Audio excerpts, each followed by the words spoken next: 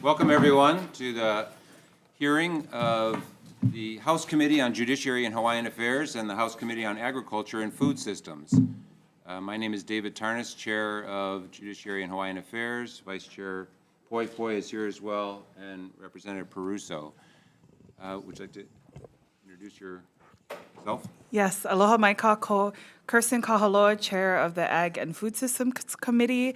Today we're here with my Vice Chair, Representative Cush, and Representative Quinlan, as well as Representative Peruso from our committee. Thank you guys for being here. Thank you. It is Tuesday, February 4th. It's a little after 2 p.m. In conference room 325.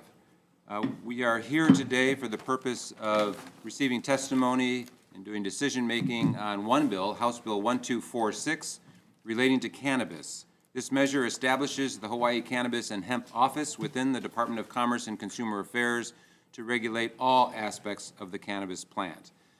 And it goes on. That's the purpose of today.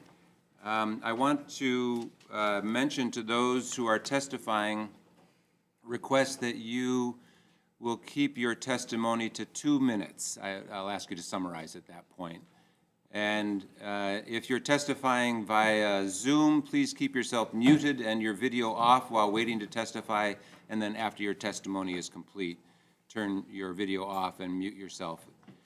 And if you have technical issues on Zoom, you can use the chat function to communicate with our technical staff here, and they hopefully will be able to help you out.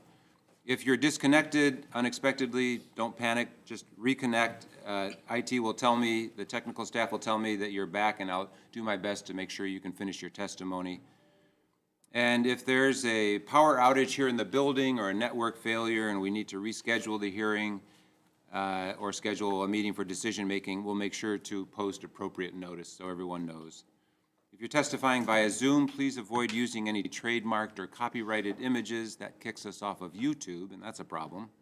And please conduct yourself with aloha, refrain from profanity or any uncivil behavior.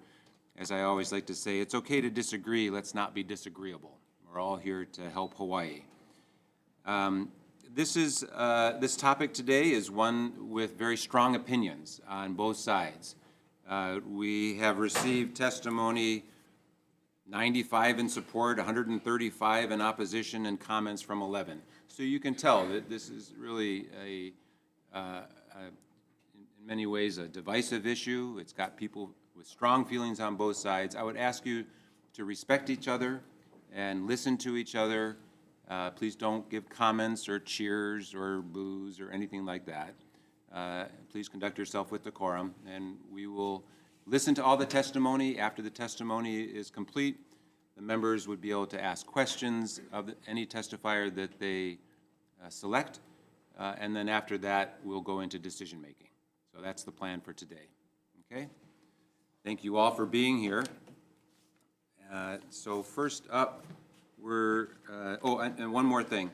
I would urge people, take a look, if you haven't already, on the Judiciary and Hawaiian Affairs Committee webpage on the legislative website. We have links on there for the information briefing that we held last week on cannabis, which is very informative. I would urge you to take a look at it, listen to it.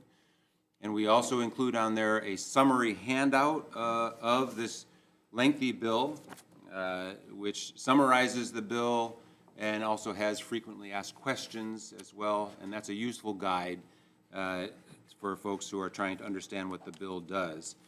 And we also included on the web page the download of the information that was provided by the panel members at the information briefing. And so I urge you all to take a look at that so that you can gather the most recent information on all the wide variety of topics from the different presenters, including the latest information. That's enough. You can take a look at it and you can learn from there, and I would urge you to do so. Okay, let's go ahead and start our testifiers here, and we'll start with the, first up we have written testimony from the Department of Budget and Finance with comments. And then we have testimony from the Department of Commerce and Consumer Affairs. In person? Yes. Welcome. Please introduce yourself and proceed. Good afternoon, chairs, vice chairs, members of the committees. I'm Nadine Ondo. I'm the director of the DCCA, and we're standing on our written testimony submitted, offering comments on the bill. And if I may, Director, I always try to ask testifiers, rather than just standing on their testimony, if they could provide any highlights that way members and the public who are watching would have that benefit of listening to your highlights. Well, our highlights as far as the written testimony goes is that basically we're just pointing out that although it says that this office will be under the Department of Commerce and Consumer Affairs, it's important to note that it's for administrative purposes only. We are, based on the provisions of the bill, specifically says DCCA shall not direct or exert authority over day-to-day operations or functions of the office, and this clear separation ensures that this cannabis and hemp office operates independently, and it's the provisions of the bill, I think, make it very clear that that's the case. So it's our involvement in it, as I understand it, is only to make it so that it's administratively attached to a department in the state. The other point that was raised in our written testimony was the concern that a notion that financial institutions across the country have hesitancy about opening accounts because there are still federal penalties. This is something that is not legalized across the country, and so there's a concern, I think, that financial institutions will be limited in their involvement with regard to accounts generated from the industry. So that's it. Thank you very much. Appreciate that. Next, we have testimony from the Attorney General's office. Welcome, Mr. Goff. Please proceed. Aloha, chairs, vice chairs, and members. Andrew Goff for the Department of Attorney General. Our full position has been outlined in a report that we provided last session. If anybody wants a copy of that, we can provide that. In a nutshell, if the legislature is going to move forward with legalizing cannabis, it is essential that safeguards are in place to protect the public health and safety ahead of legalizing cannabis. I would note that our department recommended at least an 18-month timeline before legalizing to ensure that the agency can be set up, rules can be promulgated, and licensing can be implemented. This bill would shorten that to 6 months, and I would just note that it is essential, if it is 6 months, if you're going to move forward on an expedited timeline, that seed funding be provided to the agency. As you'll hear from likely DHERD, DCCA had issues, every other agency, DOTAX, they all need time to set everything up. There's going to be a lot of administration, a lot of hurdles to get an agency on board, and if the agency is going to be focused on that administration, you're going to have to outsource in some capacity some of the other elements to implement. So it's essential that funding be provided. And not only to draft regulations and implementing the licensing, but also to make sure that a public health education campaign be implemented prior to legalization as soon as possible, and to provide funding for social equity applicants to ensure better compliance and to give them support in the nascent stages of legalization. And I would also note that my department has pointed out there are a couple issues with the bill related to the penal code. There is a statutory prohibition on driving with an open container, but that includes an exception for passengers. And we would just note that that could defeat the purpose. If somebody's driving with an open container, driving with paraphernalia, they could just pass it to the passenger. We've noted some amendments that we would recommend. And also the bill decriminalizes possession of certain amounts of cannabis. Now that is in keeping with what would be allowed for adult use, but that would essentially reduce a penalty for someone that is under 21 to a $25 fine We have recommended language that would enable the court to, for somebody who's under 21, who's found with substantial amount of cannabis, they can be referred to a substance abuse counselor or for substance abuse assessment. That's all we have, but I'm available for questions if you have any. Thank you, Mr. Goff. Next, we have testimony from the Department of Agriculture. In support, I refer members to the written testimony. Welcome. Please introduce yourself and proceed. Yeah, aloha chairs, vice chairs, and members of the committees. Leo Obaldo, Administrator, Quality Assurance Division, testifying on behalf of the Department of Agriculture. We stand on our written testimony in support or supporting a one plant, one agency approach and offering comments. And basically the comments is that currently we have authority under HRS 150A regulating the importation and movement of cannabis plant, and we have some suggestions in our testimony and move that to the appropriate agency. I'm available for questions if you have any. Thank you very much. Next, we have testimony from the Department of Human Resources Development. Not here on Zoom. Brenna Hashimoto? Nope, not present. I refer members to the written testimony with comments. Next, we have testimony with comments from the Department of Taxation. Not present. I refer members to the written testimony with comments. Next, the Department of Health.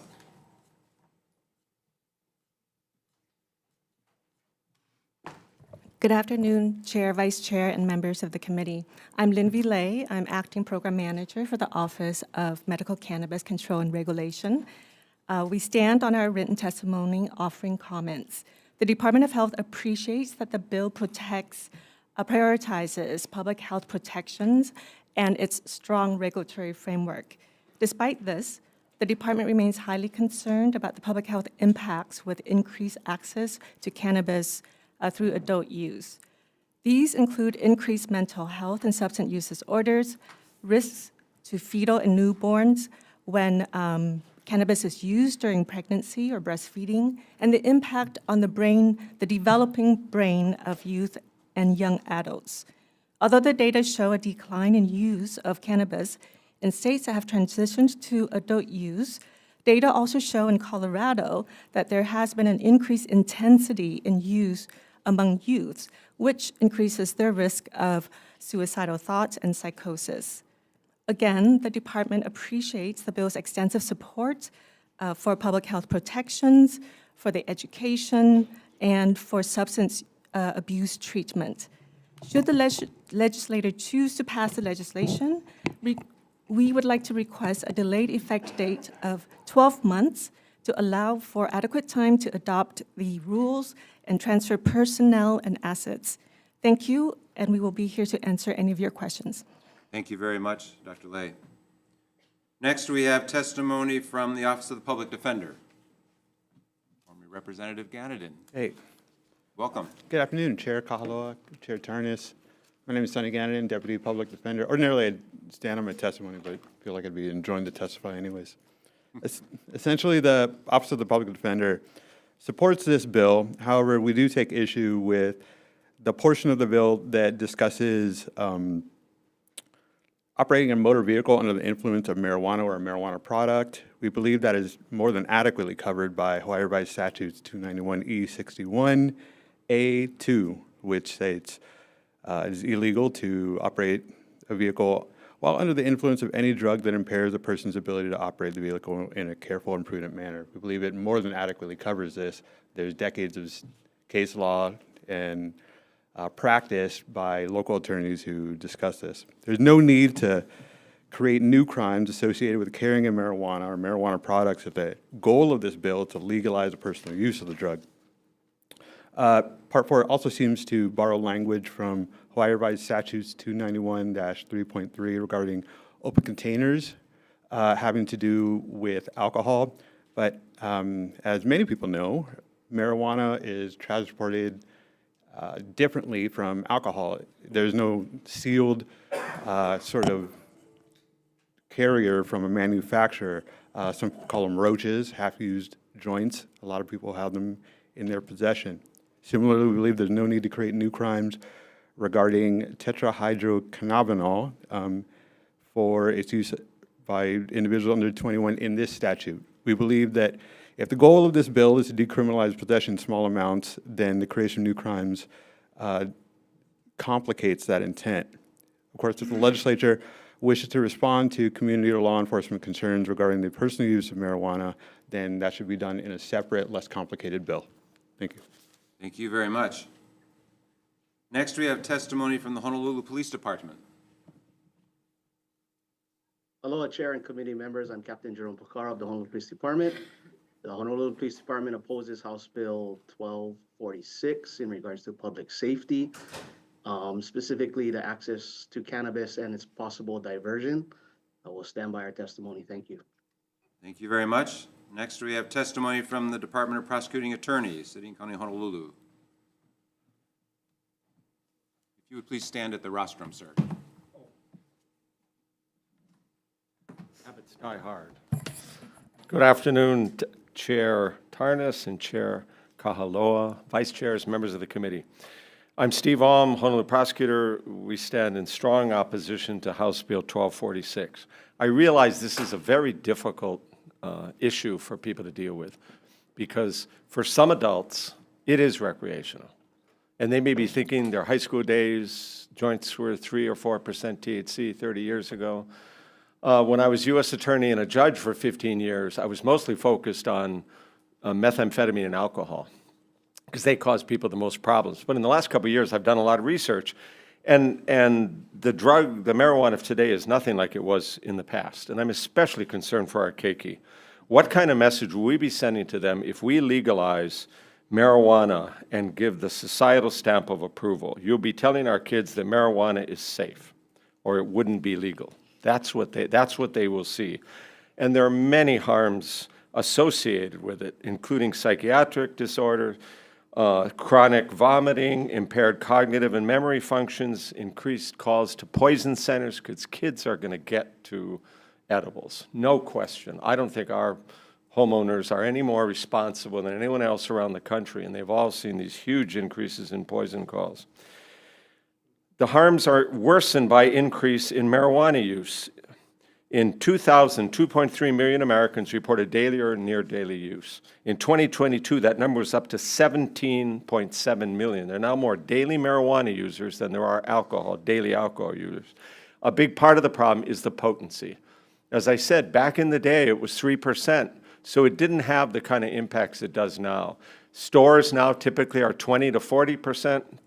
THC constraints over 95. And research that just came out in November, a meta-analysis by folks from Harvard and Johns Hopkins, looked at marijuana use in the states that have legalized. And they found that for 12 to 17-year-olds, that use was up 13%. For 18 to 25-year-olds, it was up 22%. If you could summarize, please. Yep. And following Pareto principles, like with alcohol, the daily users are going to account for 80% of the marijuana that's purchased in this country. And if they're going to be the ones doing the tax revenue. So do we really want to be in the addiction for profit business? Because that's what's going to drive our marijuana buys, and that's what's going to drive the taxes. Do we want to teach our kids that for a few extra tax dollars? I hope not. Thank you. Thank you very much. Next, we have testimony from the Maui Prosecutor's Office in opposition. Next, we have testimony with comments from the Tax Foundation of Hawaii, Mr. Yamachika on Zoom. Please proceed. Good afternoon, chairs, members of the committee. This is Jade McMillan on behalf of the Tax Foundation for Tom Yamachika. We've submitted some comments on the measure. Our comments are related to the section that would include a new chapter for Hawaii cannabis tax law. That would include a 14% tax on retail sale of cannabis and a 4% on retail sales of medical cannabis. And then that tax would be in addition to any other taxes.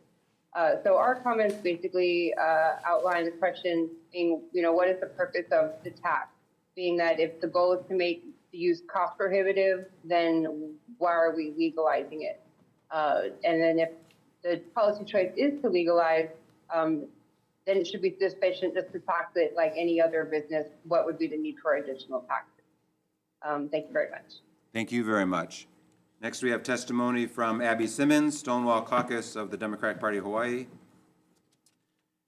Testimony from Indivisible Hawaii, the Kupuna Caucus, and that's in support. The Kupuna Caucus of the Democratic Party of Hawaii in support. Next, we have testimony from Alan Johnson, the Hawaii Substance Abuse Coalition. Please. All right, aloha, chairs, vice chairs, distinguished members. I'm Alan Johnson from the Hawaii Substance Abuse Coalition. HSAC opposes this bill for legalization until a prevention program could be implemented first. And here's why. There's general agreement that cannabis use is not healthy for young people. The cannabis effect on kids is much different than adults. Less harm for adults, more harm for kids. Their brains are still developing and can suffer from the loss of IQ with impairments in reasoning, judgment, and emotional balance. These impairments can last for decades. So just when they need those brain functions the most for getting jobs, having relationships, and raising a family, they have impairments even into their 40s. Moreover, cannabis use in children can be scary too, because some have developed schizophrenia, and well, that's some too many, and no one wants that for their kids. The evidence is clear that there is a growing trend that youth perceive cannabis to be safe, which is a major health concern. Once they are adults with fully developed brains, they can make their own decisions. They can decide what to do. But as kids with developing brains, this is serious. HSAC agencies believe that Hawaii has a responsibility to the community to pre-warn our youth and inform parents before legalization. We want to have a running start, not a hope to catch up afterwards, which other states have said it was a problem because it took a while for their prevention programs to get going after legalization, and they've said that's one of their major regrets. So we want funding before, not after, tied into revenue. So we ask for community support to help us to build an informational campaign to prevent kids from using, and inform parents, and build supportive coalition efforts, which takes time to build, expand prevention, and increase treatment before legalization. And so that's our opposition, is we want to do something before. So we thank you for this opportunity to testify, and aloha. Thank you, Mr. Johnson. Next, we have testimony in opposition from Hina Mauka, testimony in support from Medical Cannabis Advocates Maui, and next testimony in opposition from Hawaiian Islands Republican Women, Ms. Detweiler. Please proceed. Good afternoon, chairs, vice chairs, and members of the committee. I'm Jamie Detweiler from the Hawaiian Islands Republican Women. We are in strong opposition to HB 1246. I want to make it clear that we do support the use of medical cannabis. However, we do not support the use of non-medical or otherwise known recreational cannabis. HB 1246 cites that many states have witnessed substantial benefits, and I see it mostly in the area of generated revenue, which has already been talked about here, through taxes, licensing fees, etc. However, the bill also goes on to support 9 full-time positions and an administrator appointed by the governor, which is another unelected bureaucrat. It also asks for funds for public safety grants. This is just more and more taxpayer dollars, more layers of government bureaucracy, and taxpayer money will be awarded to non-government organizations to try to manage and support. I'm sorry, we've lost your audio. You want to unmute yourself?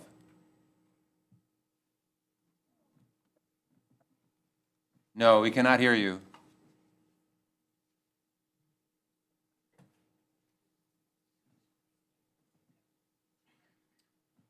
I'm sorry, we cannot hear you.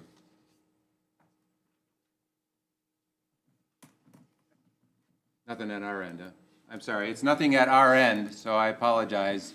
But we have received your testimony. It's clear that you're in opposition.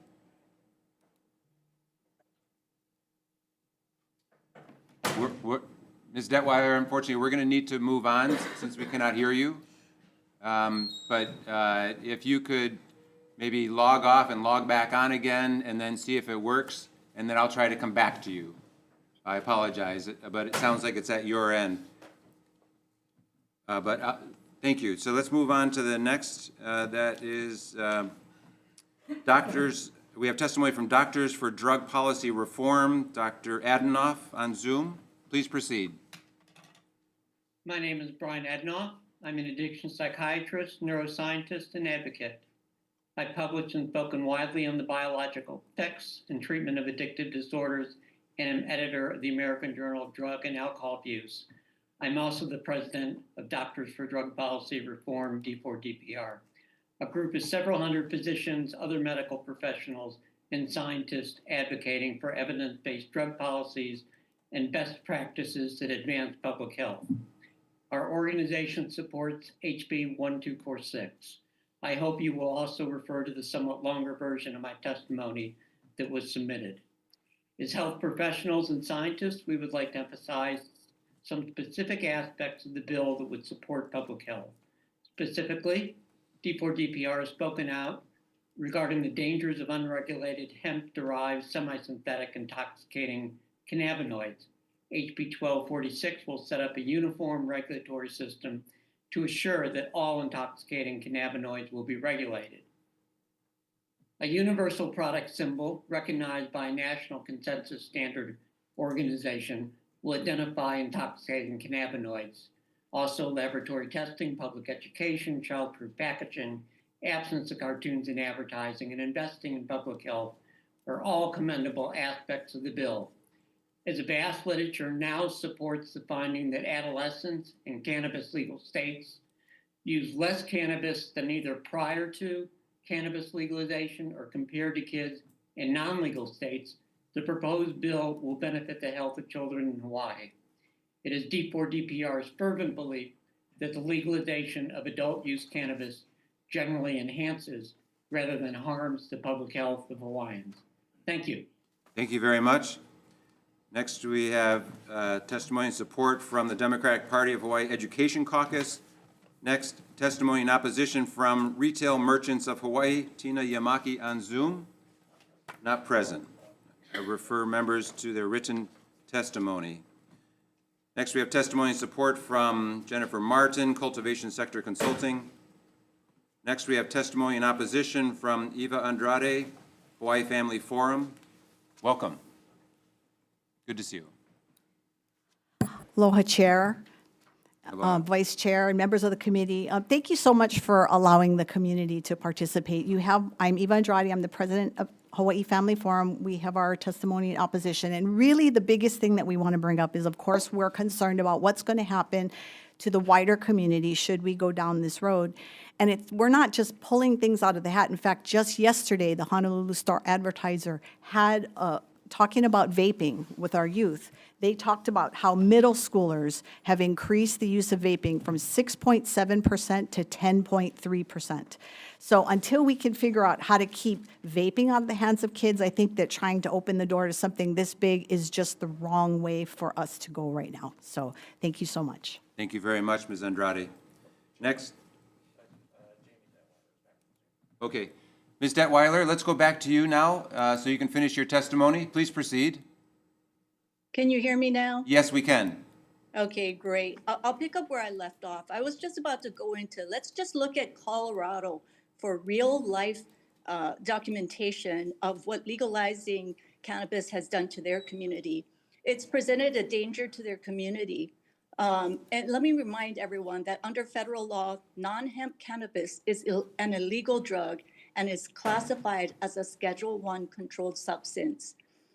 The prevalence of marijuana in combination, and marijuana in combination with other drugs identified by the Colorado State Patrol officers has severely impacted and increased the DUI instances in their state. It's created a number of snowball effect problems that have gone on in their community, increased traffic fatalities. Again, just look to Colorado for real life incidents that have occurred since legalization. There are health and wellness concerns. There's a significant rate of increase in marijuana-related emergency visits. That has been already mentioned. Ms. And Detweiler, if you could summarize, that would be great. thank you. I would like to encourage you to think about the decisions you make today that will have an impact on families and future generations to come. Please vote no on HB 1246. Thank you for this opportunity to testify. Mahalo. Thank you, Ms. Detweiler, and thanks for coming back and so we can hear you. That's important. Thank you. Thank you, sir. Okay, let's move on. We have testimony next from the Marijuana Policy Project. Ms. Karen O'Keefe on Zoom. Please proceed. Aloha, I'm Karen O'Keefe, the Director of State Policies of the nonprofit Marijuana Policy Project. We support HB 1246, which would legalize and regulate cannabis for adults 21 and older, while prioritizing public health, public safety, and equity. We urge you to also adopt the amendments submitted by HACR to more explicitly prioritize legacy operators. When states started legalizing cannabis, some feared that youth marijuana use would increase, but we now have more than a decade of data, and the opposite has happened. New government data was just released in the last couple of months from 2023 and 2024 from the CDC. And if you compare the data from immediately before passage of legalization to the most recent data, you will see that 19 out of the 21 states with legalization laws that are old enough for before and after data, high schoolers' marijuana use has decreased, not increased. I have a document that you can look at the number state by state. In the only two states with increases, the before data was from 2021, which was during the heart of COVID shutdowns, which caused a temporary dramatic dip nationwide. HB 1246 would move cannabis sales off the streets and into adults-only stores. It also includes an informational public health campaign for youth before legalization. Due to Hawaii's policy of prohibition, cannabis consumers either buy unregulated cannabis that can be contaminated or even laced, or they buy hemp-synthesized intoxicants, which are readily available in Hawaii, both to children and adults. The health department's written testimony expands on this situation. They explain that hemp-synthesized intoxicants, I quote, present serious health risks as they are typically created through chemical methods that involve solvents, acids, and catalysts. Poorly controlled production can leave behind harmful residual solvents, heavy metals, or reaction byproducts, some of which may be toxic or carcinogenic. They also note that these don't occur naturally in significant amounts, so there is, quote, little or no research regarding their long-term health effects, and there is serious concern that long-term exposure could lead to negative outcomes such as liver toxicity, immune system suppression, or unexpected interactions with other medications. Ms. O'Keefe, if you could please summarize, that'd be great. Sure thing. Regulated cannabis is far safer than both unregulated cannabis and these hemp-synthesized intoxicants. I urge you to pass this bill to advance safety, freedom, and justice. Thank you. Thank you very much. And thanks very much for participating in our information briefing last week. Next, we have testimony in opposition from Care Wailua, Jason Hanley, by Zoom. Please proceed. Is Mr. Hanley on Zoom? Mr. Hanley, please proceed. Okay, I'm coming in. Can you see me? Yes, please proceed. Okay, here I go. Okay, aloha representatives. I oppose this bill in any form. My name is Jason Hanley. I'm the president of the Oahu Cannabis Farm Alliance, which has over 1,000 members who are legacy growers, small businesses, and cannabis medical patients. I own Care Wailua Medical Farm, established in 2016 to offer medical patients a place to grow. Care Wailua has had over 4,000 medical patients as a part of their farm, all of which were approved by the Department of Health. Care Wailua has also done its part by welcoming the anti-cannabis community onto our farm to better understand the medicinal properties of this plant and how, with the right regulations, it can safely be brought out of the dark and into the light, making our Hawaii community a safer place to live. As we move forward with this adult use bill, I have provided factual data to the legislatures who lead this bill, showing that any form of a recreational program has ruined the dreams of local growers and small businesses throughout all of the current recreational states. Adult use has turned the state environment into an underground nightmare due to the high demand put on the state for cannabis products, opening a massive out-of-state black market that is harmful to the people. This bill also establishes added law enforcement that will truly put people back in jail and not free them. And this sends the wrong message if you're going to truly legalize. So what is the answer? Well, we have introduced a couple bills this year, HB 602 and SB 1595. They didn't get introduced, but they are the Hawaii Medical Cannabis Act of 2025. If Hawaii wants a good cannabis bill, it must be a medical bill, and it must be created by the people in a transparent forum that includes everybody. This bill has not been created in a non-transparent forum meeting with legislators, dispensaries, and regulators. Small medical farms and businesses can be kept in check through taxation. They will rise to the occasion to provide all the medicine needed to the patients of Hawaii, ultimately destroying a harmful black market. It's simple. The black market will not make money with a local-based medical cannabis economy in place, fair to all the residents of Hawaii who want to participate. Law enforcement will not be needed. If you could summarize, please. I can. A simple system of inspectors replacing law enforcement with penalties of not being licensed. The war on cannabis will be over. Hawaii does not need an adult use program. Hawaii does not need to cater to tourism to gain tax dollars. There are enough people at home here in Hawaii that a thriving medical program could benefit everybody and bring the people of Hawaii together to care one another instead of fighting each other over cannabis policy. Thank you. Thank you very much, Mr. Hanley. Next, Aloha. we have aloha. Next, we have testimony from the United Public Workers, Hawaii. Welcome. Chairs, Vice Chairs, members of the committee, Kamakana Kaimaloa, Government Affairs Manager for United Public Workers, UPW. You have our written testimony in opposition. Our opposition is based on the fact that this bill is problematic for our members. Pursuant to the collective bargaining agreements for both bargaining units 1 and 10, actually any cannabis use is actually prohibited. For the legality of it will not change because of, as defined in our contract, it's controlled substances, which is regulated by the U.S. government. So thank you for the opportunity to testify. Certainly. Thank you very much. Next, we have testimony and support from Pride at Work, Hawaii. On Zoom? Yes. Please proceed. Aloha. Aloha. Michael Gouliu Jr., President of Pride at Work, he, him pronouns. On behalf of Pride at Work Hawaii, we want to thank you for hearing this bill. We urge you to pass it. It is long past time for Hawaii to get on board with a legalized recreational marijuana program. This will benefit everybody. I do want to point out that one of the things we've heard a little bit today, we've heard in the past, is that marijuana is a gateway drug. Marijuana is not a gateway drug. There is no science to that fact. There's no studies that prove that. What is the gateway to hardcore drugs? Poverty, discrimination, hatred, and bigotry. When people are complaining about the numbers of marijuana use going up, we need to look at what's going on in our society, because we also see alcohol use going up during these times. We saw that a huge spike during the COVID. So we encourage you to pass this bill. It's a long time overdue. The benefits are there. We are not recreating the wheel. 20 plus other states have already done so, and they are all thriving. Hawaii just needs to do this. It's the right thing to do, and we encourage you to pass this bill. Mahalo. Thank you very much. Next, we have testimony and support from Rainbow Family 808. Carolyn Martinez-Goliot on Zoom, not present. I urge members to look at the written testimony in support.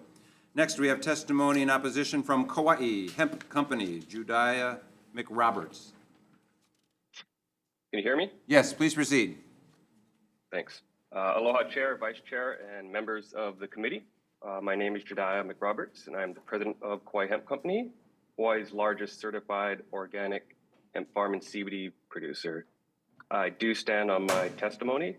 However, I would like to highlight two of my biggest concerns as they relate to the hemp portion of the bill. The proposed 30 milligram THC limit per tincture is far more restrictive than the federal farm bill's 0.3% THC standard.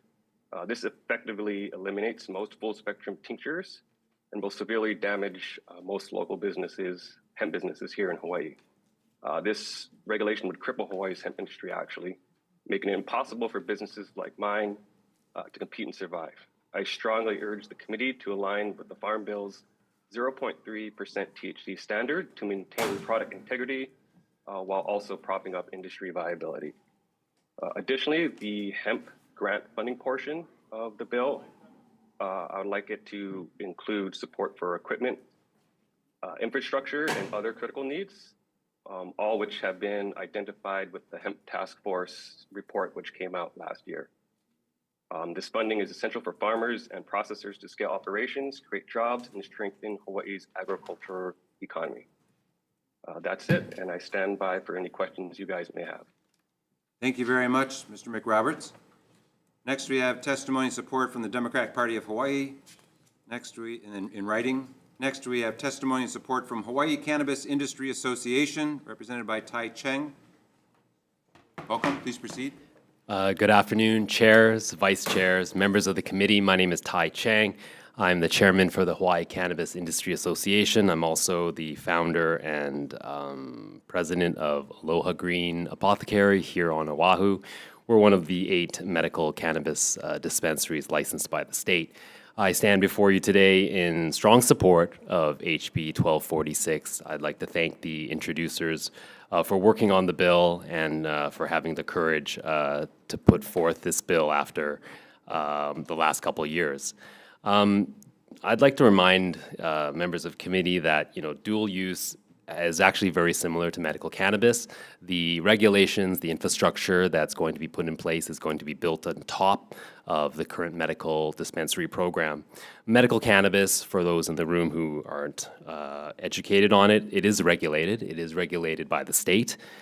We are inspected almost weekly by Department of Health surveyors, and all product is tested before it is sold. It is tested actually by a third-party lab that is accredited by ISO and is tested for over 100 chemicals and compounds that are commonly found in illicit cannabis that you find on the street.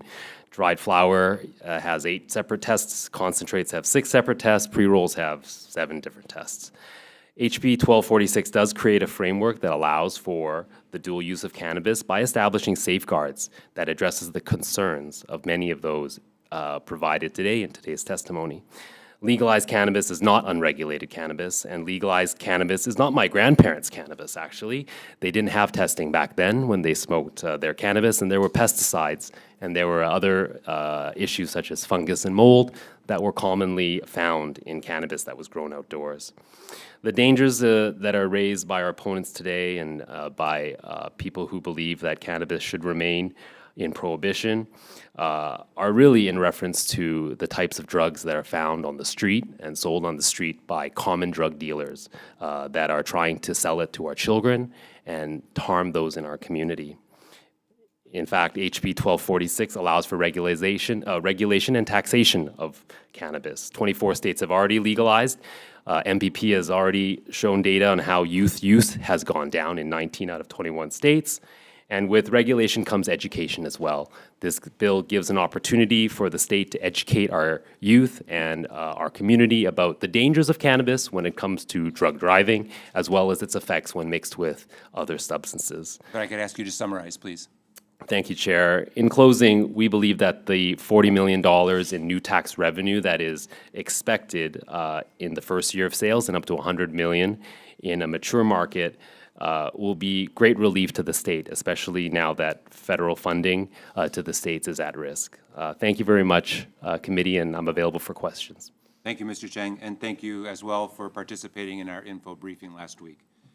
Next, we have testimony support from Big Island Grown Dispensaries. Dr. Boer. Good morning, good afternoon. Just want to take a moment to say thank you so much for really having such a well-written, comprehensive, and fully flushed out bill. It's one of the best ones that we've seen, and so we thank everyone for their work and to this point. My name is Jacqueline Moore. I'm a doctor of pharmacy and also CEO of Big Island Grown, one of the medical cannabis dispensaries on the Big Island of Hawaii.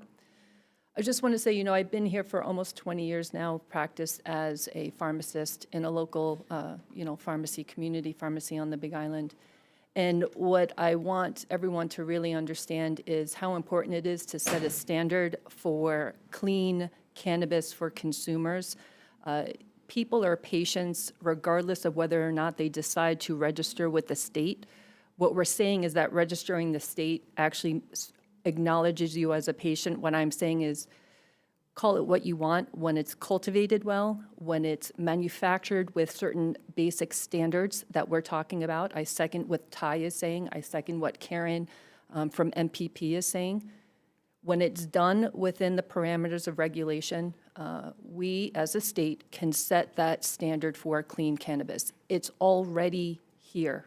The reality is, walk down Waikiki, there are unlicensed operators that care nothing about the kids. They care nothing about Kapuna, who are and may be immune compromised, who have polypharmacy, 7 to 12 drugs, pharmaceutical drugs that is, on their roster. People, over time, it's not good to take Tylenol and ibuprofen every single day for years for aches and pains. What we're talking about with the dual-use system, and you can still have informed consent, which means you are communicating the risks and the benefits so that a responsible adult can make that decision for themselves.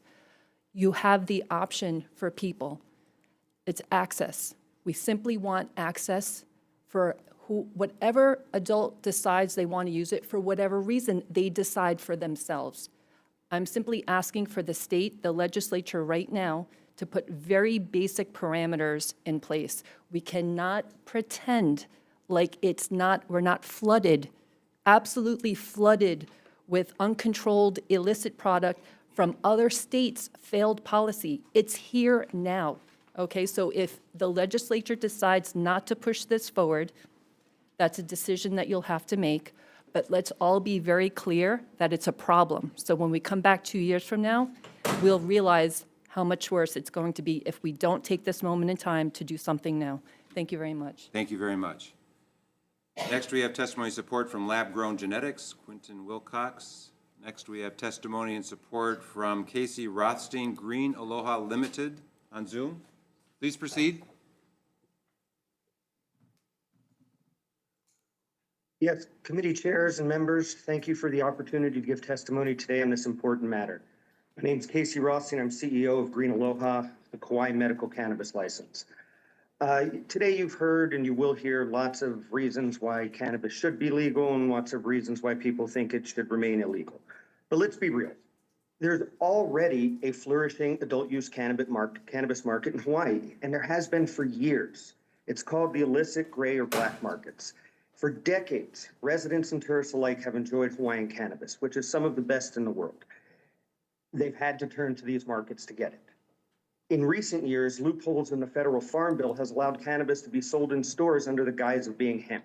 These products contain the same intoxicating THC as the products we sell in the medical dispensaries. And despite law enforcement's fear-mongering about adult use cannabis, there are nearly 100 hemp, tobacco, vape, and head shops openly selling these products across the state with no enforcement, no regulations, no testing or safety or packaging standards, nor additional taxes to the state above the GET. These stores exist because the demand for the products exists. If the legislature fails to pass HB 1246, it doesn't prevent adult use cannabis from happening or expanding. You're not protecting the keiki. You're simply keeping the market unregulated, untaxed, and potentially unsafe. The legislature's failure to properly regulate cannabis won't in any way prevent cannabis use by the citizens of Hawaii. It will just be a failure to keep those citizens safe by not properly and safely regulating an industry that already exists and will continue to exist. It's time to do the right thing and take action, not inaction. I implore you to pass HB 1246. Thank you. Thank you very much, Mr. Rothstein. The next testifier said they want to testify is from the American Cancer Society Cancer Action Network. Cynthia Au.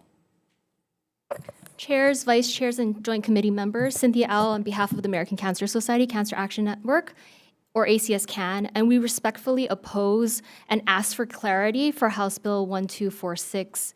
ACS-CAN remains concerned about reducing exposure to secondhand smoke. We appreciate that a mandate is to protect the public health and safety and make the highest priority of the Hawaii Cannabis and Hemp Office. The bill has language that needs clarity that smoking and vaping of cannabis should not be allowed in any smoke-free place, including places covered in 328J. There is some confusion in definitions with smoke or smoking, only applying to cannabis or hemp rather than including a comprehensive definition of smoking to include all forms of smoking.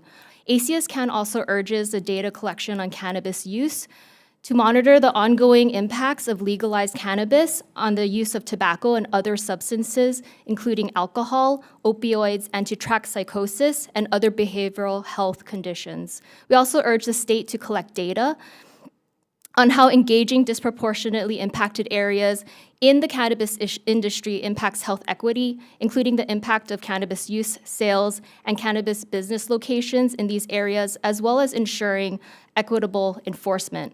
ACS CAN would be available to meet with lawmakers on specific bill language that needs clarity. I have like 2 pages of pages and lines with specific references. It wasn't included in my written testimony, but I would love to talk to the chair or other committee members about these specifics. Thank you so much for your time. Thank you very much. And you're most welcome to submit those additional pages as late testimony so that we would have them. It's up to you. Thank you. Thank you very much. Next, we have testimony and support from the Hawaii Alliance for Cannabis Reform. Members, I refer you to the written testimony. Next, we have testimony from Pakaloha Care Clinic, Abir Amirdash. Not present. He said he was going to be on Zoom, but not present. Next, we have testimony and support from ACLU of Hawaii. Mr. Rota, welcome. Please proceed. Aloha, Chair Tarnas, Chair Kahaloa, committee members, Carrie-Ann Shirota, Policy Director on behalf of the ACLU of Hawaii. Thank you for scheduling this bill. Our message is the same as last year. We support this measure, and it's based upon the principle that individuals should have the autonomy to make decisions for themselves. For individuals to choose whether they want to have a cocktail or cannabis. And without the government interfering, this bill is about regulation, testing, and taxation. And we, as adults, this is an adult recreational cannabis bill. It is about giving adults in this room the ability to choose whether to use it or to refuse it. Second, we'd like to highlight why we support this measure. As you know, we support reducing the number of jails and people in our jails and prisons, and giving people the care that they need in our community. And so this measure includes a number of social equity provisions that the money from the revenues, which conservatively estimated 40 million or 50 million, could be higher. That it would be used for programs such as youth services, including childcare, after-school programs, treatment programs, substance abuse treatment for adults and for youth. So we heard earlier that some people are concerned about not having that treatment up front, but we can have this by using the revenue. And as has been mentioned, that in states that have legalized, youth usage has decreased in a number of states. I also want to point out the social justice aspect of this bill. If you look at the number of people in Hawaii alone that have cannabis convictions or even arrests, based upon other data, the Hawaii Criminal Justice Data Center estimates that over 50,000 people in Hawaii have cannabis records, arrest non-convictions. And what does that mean for them? That means that they have the possibility of not being hired for jobs, for housing, for other life opportunities. And so at minimum, as part of this bill, we would like to see social equity, but also social justice, that we allow people the opportunity to expunge their records so that they move forward in their life, but that we also stop the flow of people being arrested today. You'll note in our testimony that we've heard at times that this is not really being enforced. There are still individuals being arrested and convicted for marijuana or cannabis possession. And we heard from a public defender in testimony that someone recently was convicted of cannabis possession for an amount that's the equivalent of a pack of cigarettes, and reported that this person was sentenced to 30 days in jail. Let's end prohibition, and let's have sensible policies relating to cannabis. Mahalo. Thank you very much. Next, we have testimony from the Drug Policy Forum of Hawaii. Mr. Leverance, welcome. Please proceed. Aloha, Chair Tarnas, Chair Kahaloa, members. My name is Nikos Leverance, Board President of Drug Policy Forum of Hawaii. DPFH was instrumental in the passage of statutes authorizing the medical use of cannabis in 2000, and also the statute authorizing medical cannabis dispensaries in 2015. We and other members of the Hawaii Alliance for Cannabis Reform remain steadfast that policymakers should take an approach to cannabis legalization that generally avoids increased criminalization and is focused on building an equitable and inclusive industry in every county, reinvesting in communities, and providing reparative justice. This bill is a substantial improvement over what was considered last year. The current regime of cannabis prohibition, like the larger drug war, compounds the harm of extensive involvement in the criminal legal system by Native Hawaiians and other residents from under-resourced communities. According to data from the April 2023 Uniform Crime Report, 7,457 adults were arrested on cannabis possession charges from 2011 to 2020. Cannabis prohibition also reaches children. From 2011 to 2020, there were 3,817 total arrests. This is an improvement over the 5,760 juveniles arrested in the prior decade. However, it is over 4 times higher than the total arrests for violations of liquor laws during that period, 925. So we hear a lot about cannabis being the gateway drug, but it's in fact, and I don't have it in my testimony, and I'll offer it to the committee via email. Here we have something called Alcohol as a Gateway Drug, a study of U.S. 12th graders from the Journal of School Health, and let me read you the findings here. Results indicate that alcohol represented the gateway drug leading to the use of tobacco, marijuana, and other illicit substances. Moreover, students who use alcohol exhibited a significantly greater likelihood of using both licit and illicit drugs. So they recommend here that substance abuse prevention programming, instead of singling out cannabis, should actually focus on alcohol. So to the extent that this bill can provide science-based alcohol and other drug prevention in our schools, as well as give them social equity programming like after-school programs to prevent drug use and alcohol use and to prevent violence, this is the way to go. And I thank you for introducing this bill. Thank you very much, Mr. Leverance. Next person who said they want to testify is from the Hawaii Christian Coalition.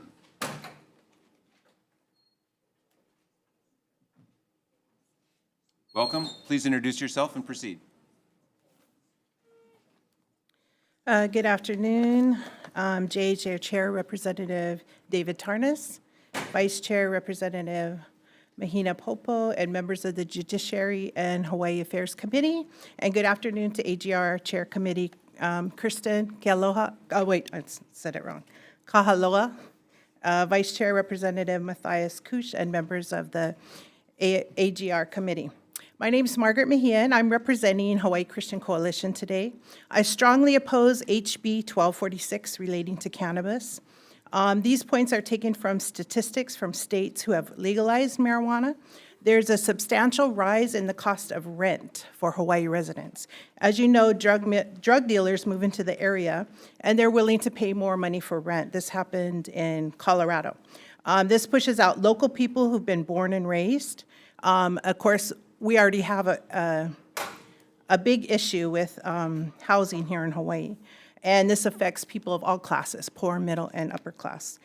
Drug dealers move into states where marijuana has been legalized, and they bring a mountain of problems with them, such as prostitution, sex trafficking, more lethal drugs, including fentanyl, crimes, and more crimes.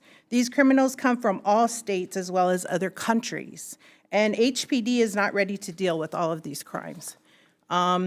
We heard about the supposed rise in income for Hawaii, anticipated $40 million in revenues. Well, I just wanted to say that if Hawaii wants to thrive, If we obey the Bible, we'll be blessed. And I know a lot of you are going to say, oh, well, what about separation of church and state? Well, separation of church and state, it's not in the Constitution. It's not in the First Amendment. It's not in the Declaration of Independence. It was in a letter written from the Danbury Baptists, Thomas Jefferson to the Danbury Baptists. And he never said he didn't want God in government. So if you want to be blessed, let's put God back in government. Selling recreational marijuana, I think Mr. Rothstein, so he sells recreational marijuana, so that's why he wants it legalized in Hawaii. Equitable enforcement, that's very general, vague wording. HB 1246 has very vague wording regarding the health and safety. So one of my main concerns is the youth. So recreational marijuana is a threat to the health and safety of the youth. So I've been going into the juvenile facility since 2016, and I can tell you that marijuana is a big issue in a lot of the crimes. So you're talking about recreational marijuana for adults, 21 plus, but have you heard of Levi Thamby? Could He I was a ask you to summarize, 19-year-old. please? Sure. He was a 19-year-old that took edible marijuana in a cookie, and he jumped off the balcony 3 months after it was legalized in Colorado. So it's very, very dangerous for teenagers and young adults. The death rate has increased, and the THC in marijuana today is about 25 to 30% higher than it was back in 1982, when it was about 2 to 3%. So also in many cases with edibles especially, the drug dealers cannot control the amount of THC in their products. So I would just like to encourage all of you to do your research. It's very, very dangerous. And legalizing marijuana brings in more dangerous and deadly drugs. So if you think Hawaii has an ice problem, think again. Legalizing marijuana will bring in drugs from all over the world. And we're a melting pot for people. But can you imagine being a melting pot for drugs? Just protect the youth. Thank you. Thank you. Thank you very much. Next, we're moving on to testifiers who are individuals rather than we've been listening to testifiers on behalf of organizations. And the first individual said they would like to testify as Robert Cortero. In Zoom, please proceed. Hi, thank you. Yes, I'd just like to stand on my testimony that was submitted. I am testifying in support, and with regards to those who oppose and who support, there are many, great points being made. There's one thing that I would like to share, and I think it's a very important point is, so Portugal had decriminalized all drug use, and in 1989 they were about the last in expected life expectancy for most of the nations, and they had a real big problem with crime and drug use. So they decriminalized drugs, and it didn't make the problem easier, but it became a better problem because it wasn't a criminal problem; it became a health problem. And so today, Portugal's life expectancy rate on the country list, they're ranked 22nd, and the United States is ranked 47. And in 2040, Portugal will be ranked 5. So their projections is they're continually climbing. So what they found is that it's not an easier problem, it's a better problem because it becomes a health issue and not a criminal issue.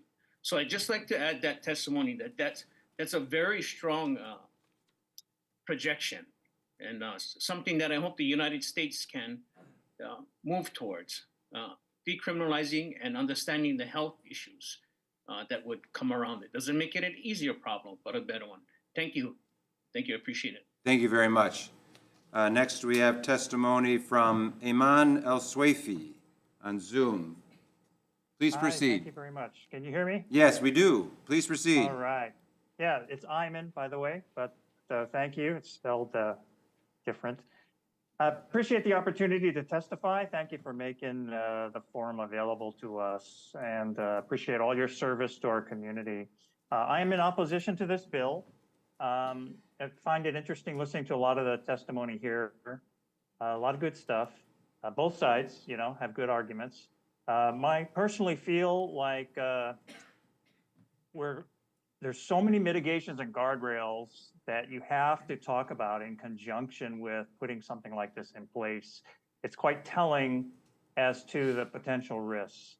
And I don't think we're going to magically see a lot of these illegal problems go away just because we decide to make an aspect of cannabis use recreationally legal. In my testimony, I basically just focused on some of the physical issues, and I tried to provide the references from journals and CDC, the health benefits and the effect on people. And you know the youth are going to get it. I mean, and legalizing it is not going to change that. In fact, it'll even increase it most likely because it's viewed more positively once you do that. Then there's a psychological risk, and frankly, for me, that one's a little more worrying because it's easy now because of the THC levels being so high. It's much easier to become addicted to such substances like this, whereas in the past it was much more mild. And once you get that addiction, you start to see the psychological issues develop. And you know, we've been very fortunate in Hawaii. We haven't had such craziness with the shootings and things like that. I just think we got to really be careful about opening another method for folks to gain an addiction and to affect society. So I thank you for the time, and that's my testimony. Thank you very much for your testimony. Next, we have testimony from Christine Iwamoto on Zoom. Not present. I refer members to her written testimony in opposition. Next person who said they wish to testify is Daniel Chinen. Welcome. Please proceed. Good afternoon, chairs, vice chairs, and members of the committee. Thank you so much for taking the time to hear all these testimonies. I'm going to be brief. I'm just going to share a story, just real quick stories. I'm into stories. I know stats are important, but for myself, stories are important as well.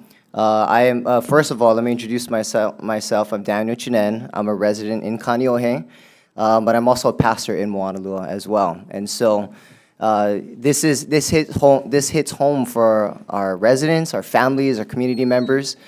So just two quick stories. One is I went to school in Canada, university, where recreational marijuana is legal, and I was an RA of a dorm of guys, and anytime you have a bunch of young men in a dorm, you know there's going to be some bad ideas that's going to take place. So alcohol was common, but then it bumped up to marijuana. In fact, two of the guys actually got kicked out of the school, and one of them got kicked out of the country because of his abuse with marijuana. So someone said, you know, marijuana is not a gateway drug. Well, in my experience, it was, because it led to even harder drugs. And I personally was with him, talking with him and walking him through his recovery during my time in college. Fast forward to today, last year, a family friend of mine, he has a medical marijuana card, and he's been doing marijuana for a long time. And someone once said to me that marijuana has been known to lead to schizophrenia. Well, it actually happened to him last year, and it wasn't diagnosed until he lost his son, his 2-year-old son. His 2-year-old son ventured out of the house, and they live in Kalihi, and they lost him for 4 hours. And the whole community was looking for him, and fortunately, by the grace of God, that members of the community jumped in and were able to find him.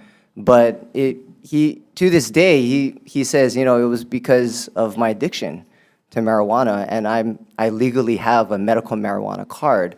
He's afraid to come forward and share his testimony because, you know, I mean, who wouldn't be as a dad losing your son? But anyway, I'd share that just a quick story that the effects of marijuana are real, and it's happening already just with medical marijuana. And so to open the gateway to recreational marijuana would just be even more so. So thank you so much for your time. Appreciate you. Thank you very much, Mr. Chinen. I've just been informed that Mr. Abir Amirdash with Pakaloha Care Clinic, whom I called earlier, is now on Zoom, so please proceed. Thank you, Chair. It's actually Miss. Oh, Miss, I apologize. Ms. Amirdash, please proceed. No worries, I appreciate it. Thank you. Aloha chairs, vice chairs, and committee members. My name is Abir Amirdash, and I'm a geriatric nurse practitioner and owner and operator of Pakaloha Care Clinic, a medical cannabis clinic in Oahu that certifies patients. I'm also a certified medical cannabis provider and an American Cannabis Nursing Association member. Mahalo for the opportunity to testify and for your commitment to shaping policies that will define Hawaii's future. We are at a pivotal moment, and we have the responsibility to establish a fair, effective, and sustainable cannabis framework that prioritizes patients, local farmers, and small businesses, not corporate interests or outdated enforcement models. While this bill seeks to regulate cannabis, it fails to address a few concerns. This bill continues to criminalize our own people, our aunties, uncles, caregivers, and cultivators who have been growing and using cannabis as medicine long before legalization efforts began. Other states suggest that the so-called illicit market is here, but it's our own communities. We must not pass policies that harm them while benefiting large commercial interests. For these reasons, I strongly oppose this bill in its current form and urge the following amendments. Number one, we all need federal protections against prosecution from the federal government. That's why I ask implementation of federal exemption HCR 132. Eliminate pre-employment THC testing. Workers, including first responders and healthcare professionals, should not be penalized for choosing a safer alternative to opioids. Removing canopy size restrictions, especially on Hawaiian homelands, to support farmers and community-based agriculture. Expand the caregiver program to ensure patients have the need to access affordable medicine. Protect patient cultivation rights. The current suggested one that limits cultivation rights to 10 plants per location, that's not considered legalization. And HOAs should not have the power to remove or restrict patients from growing their own medicine. Establishing a state-run testing lab also is important because we only have one lab currently that we don't have anything to test against the validity of its quality. May I ask you to And- summarize, please, Ms. Amirdash? Sure, I'm almost done. And the last thing, I ask that we legalize direct hemp flower sales to establish our agriculture economy and ask to set standards for certifying providers to ensure patients receive the proper education about dosing and safe use. And I would like to correct some of the little bit misconceptions about people who are in opposition also with me with this bill, with their misconception about cannabis increases it increases youth use. That has been in states that have legalized it. That statistics is incorrect. So I am for legalization, but with the right terms. And I hope you take my amendments into consideration, and I'm available for any questions. Thank you very much. Appreciate your testimony. Next, we have testimony from Robert Bentz on Zoom. Please proceed, Robert Bentz. Aloha, Chair. Thank you very much. I am in opposition to the current form of this bill, but I appreciate your intent. I think if the hemp farmers, the legacy, and the patients get involved, we could probably slim this bill down to something that people are actually able to read. And we could also have it approved by the people that are more against it. I am certified organic farmer, and I was on the hemp task force. Family's been farming in Kula for over 7 generations. Hemp is not a problem from the local producers who are still hanging on. And hemp is the only federally legal avenue that we have. So it is unfair of this bill to demonize hemp because the synthesized hemp are from the imports. They're not from local, and you cannot stop the imports.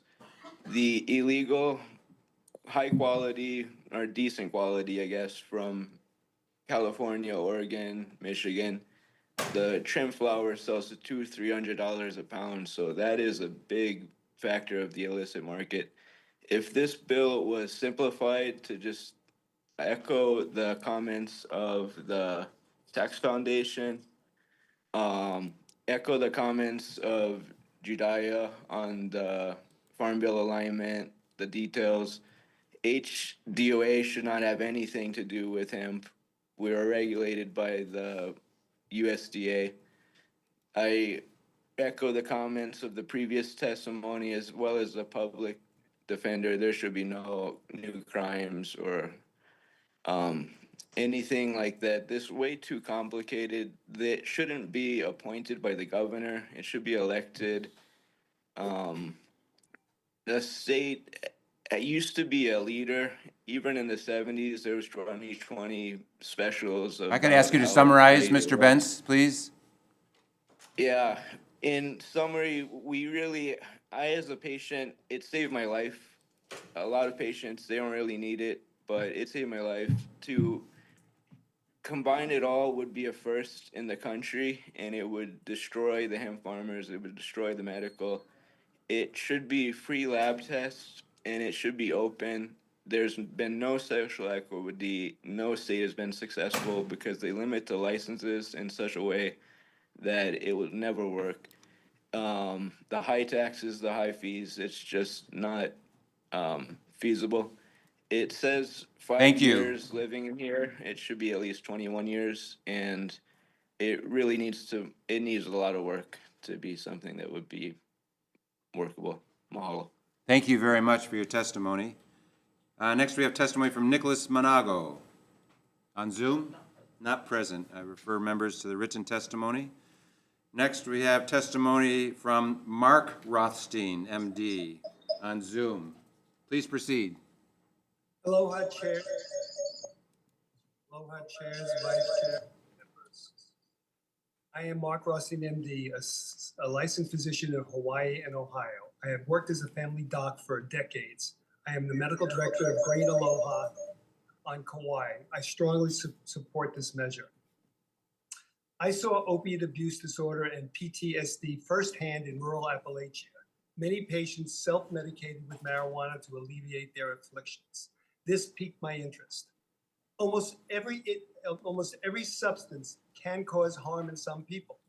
Certainly, adolescents should completely avoid cannabis, but we don't place bans on peanuts, penicillin, aspirin on adults because a minority may have an adverse reaction. Heck, we don't even ban cancer-causing tobacco. Let me address some misconceptions and anecdotal testimonies that have already been expressed today. The war against cannabis was lost a long time ago. Bans and legislative inaction have not worked. Cannabis is ubiquitous here and almost everywhere. We need to manage it by using regulations similar to alcohol and tobacco. We must provide easier access to cannabis or adults will migrate to the illicit market. Yes, there is a cannabis use disorder similar to alcohol and tobacco, but legalizing adult cannabis has not been found to cause this to increase. The CDC states that no significant evidence exists that cannabis is a gateway drug. But when consumers are driven to use illicit markets, they will be exposed to more harmful substances. Cannabis should absolutely not be used by anyone under 21. 2 recent AMA studies say that there has been no increased adolescent cannabis use in states with recreational marijuana laws. Studies have also shown that opioid use and deaths have declined in states following adult legalization. In blood sampling, THC is the active ingredients in cannabis, is still measurable for up to 30 days after it was last used. This can lead to a false attribution of impairment when there is none. But without question, nobody should drive while impaired. I'd like to If I could ask you to summarize, please. Sure. Marijuana products have increased in potency. Most medicines like alcohol and beverages have varying levels of active ingredients too. An adult will quickly learn what dose of cannabis is appropriate for them. Higher potency cannabis logically means that a smaller amount is required to get the same effect. The illicit market does not test label for potency, adulterants, or contaminants, nor are their products taxed or restricted to adults. I suspect the main reason the illicit market testified against this bill Thank you. is that they could not pass the testing. I strongly urge you to pass this HB 1246. Warmest aloha, and thank you for considering my testimony. Thank you very much for your testimony, and we do have your written testimony with the greater detail. Next, we have testimony from Michael Plumhoff on Zoom. Not present. Members, I refer you to his written testimony. Next, we have testimony from Lynn Last Rothstein on Zoom. Aloha. Hi, sorry. If you could turn off the other, I'm so sorry. I'm Lynn Last Rothstein. Thank I'm you. a 75-year-old businesswoman, former public school teacher, artist, and past president of a well-known arts organization. I've used medical cannabis for several years. I have never progressed to any kinds of hard drug. I use cannabis at home the same way as someone who has a glass of wine or a beer a few times a week. I don't drink alcohol for several reasons. It has recently been linked to increases in at least 7 different cancers. According to the World Health Organization, nearly 4% of cancers diagnosed worldwide in 2020 can be attributed to alcohol consumption, and about 75,000 cancer cases and 19,000 deaths in the United States are estimated to be linked to alcohol use each year. This is true for breast cancer, which I have had. Studies have shown that as little as 1 drink a day increases breast cancer risk in women. I abstain from cannabis when I travel. Even after 3 weeks of travel, I have absolutely no cravings or withdrawal symptoms. I've heard arguments about cannabis related to the potent strains currently available. I believe this is disingenuous, since the stronger the cannabis, the less I consume to get the desired effect. I support this HB 1246 legislation.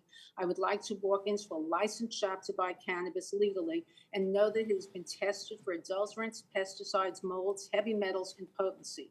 I think it is a mistake to conflate legal cannabis dispensaries with drug dealers. I heard that said, and I'm personally offended. I also have no desire to support the illicit market where federal, state, and local taxes aren't paid and products aren't tested.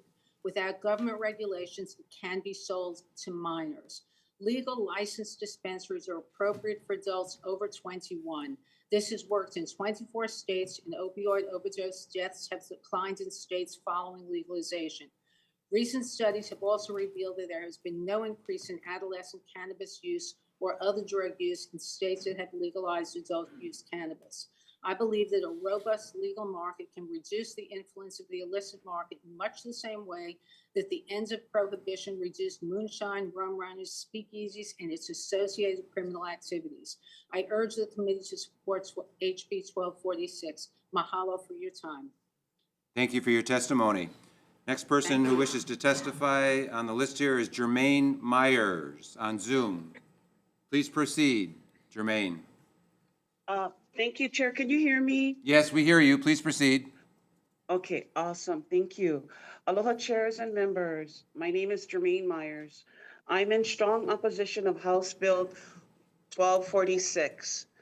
The testimony of the Department of Health and others before me highlighted the negative health effects of cannabis to Keiki youth and fetus. Also, the negative effects to workers operating equipment, tools, and vehicles. How it's unsafe for adults under the influence of cannabis should not operate a vehicle. Numerous reports were provided by the Department of Health and other testifiers. I read all of the testimony in support of this bill to understand how legalized cannabis would improve our lives. The common reason for support is money, profit, and consumerism. It's interesting that the state refers to patients that use mental health facilities, consumers. I didn't read any testimony on how it will improve Keiki's school test scores, nothing in reference to improving Keiki's ability to thrive in school. No testimony showed how adult lives will be improved by the consumption of legalized cannabis. No testimony of how cannabis will make an adult a better worker, parent, and community member. I also heard testimony imploring how there is a demand for legalized cannabis, therefore, it should be legalized. There are demands for crystal meth, demand for cocaine, aerial fireworks, prostitution, a demand for cheap labor leading to human trafficking. Just because there is a demand doesn't mean it should be legalized. Listening to the support and opposition of marijuana or cannabis reminds me of the conversations about COVID vaccination. Some say COVID vaccinations were required due to public safety and individual health to protect lives. Our governor went to Washington, D.C. to oppose the confirmation of a federal health director. Why was he concerned about vaccination and saving lives? May I ask you to summarize, Those of us please? Yes, those of us in opposition to legalize cannabis care about saving lives. I humbly ask the chairs and members of the committees to oppose HB 1246. Kia kuapu, God bless all of you. Mahalo, Ms. Myers. Next, we have testimony from Wendy Gibson Viviani. Good morning, chairs, vice chairs, and committee members. I'm Wendy Gibson Viviani. I'm a cannabis nurse educator, and I strongly support this bill. I'm part of a growing, excuse me, getting my tools, a growing network of healthcare professionals who see that the damaging effects are not from actual use, but from the criminalization of the people who use cannabis. That's primarily been people of color, including Native Hawaiians. Recently, the FDA told the DEA to take cannabis out of the Schedule I drug category, saying it poses a low-risk threat to public health, that the vast majority of people who use cannabis do so in a manner that does not lead to dangerous outcomes to themselves or others. And when compared to alcohol, cannabis is less harmful to the body, less addictive, and less likely to cause violent or reckless behavior. We have good data showing that when cannabis use goes up, the use of more harmful substances goes down. Use of synthetic drugs, which are widely available to our keiki, dropped by more than 1/3 after legalization. We also saw reductions in use of the top 3 substances that people overdose on every single day. Those are opiates, benzodiazepines, and alcohol. When alcohol was legalized, we were able to regulate product quality and sales. We can do the same with cannabis legalization. I support House Bill 1246 because it puts public health and safety first by promoting regulation of products, restriction of sales. It provides public education, which can help minimize the projected harms. It includes restorative justice to those most harmed by the war on drugs. Please support House Bill 1246, and thank you for bringing this bill. Thank you very to much. us. Next, we have testimony from Calvin Chinen. Welcome, please proceed. Aloha committees, thank you so much for serving the people of Hawaii. So appreciate all of you for all your time. I stand in opposition to this bill. One of the things that makes Hawaii so special, in fact, in my opinion, probably makes it the most special, is not so much the beautiful beaches, although they are indeed beautiful, and the mountains and the air. But there are many islands in this world that have equal beauty. But somehow there's something about Hawaii. Whether you're in Asia or in Africa or in Europe, when the people hear Hawaii, they say, wow, that's the place I want to go to. Could it be that the reason that Hawaii is so special is because of what, Chair, you said at the very beginning? It is aloha. It is aloha which permeates our culture. Indeed, it waxes and it wanes, and seems like it wanes more often than it waxes. I'm in strong opposition to this, especially for our youth, because it's already been outlined already about the damage to the brain, to the motivations of our kids.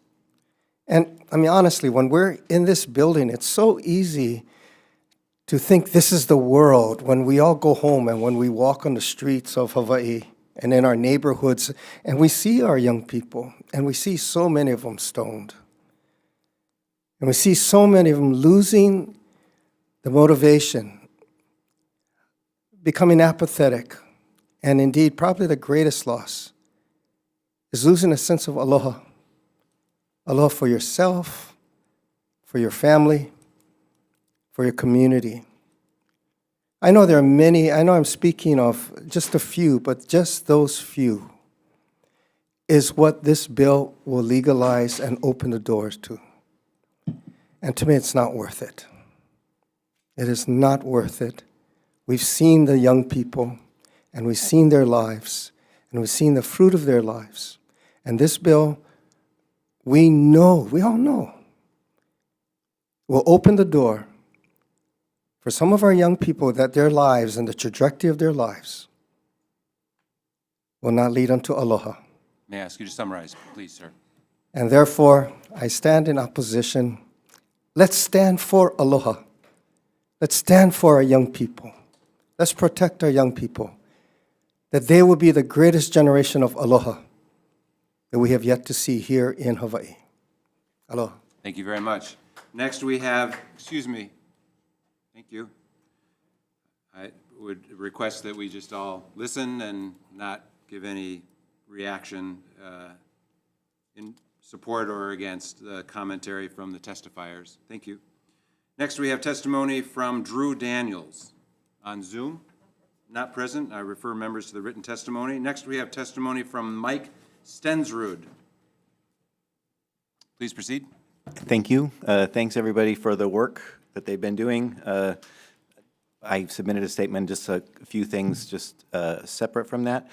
First of all, for the Christians in the audience, I would just point out that the book of Genesis explicitly... Talk to us, sir. Okay, the book of Genesis... On the bill, please. Okay. All right. I think the bill's innovative. It's a good improvement. It's got the legacy grower sort of provisions that are very unique in America. I visited 10 states that have legalized. I visited hundreds of shops, labs, tours, farms, and so on. The Hawaii provisions are very unique.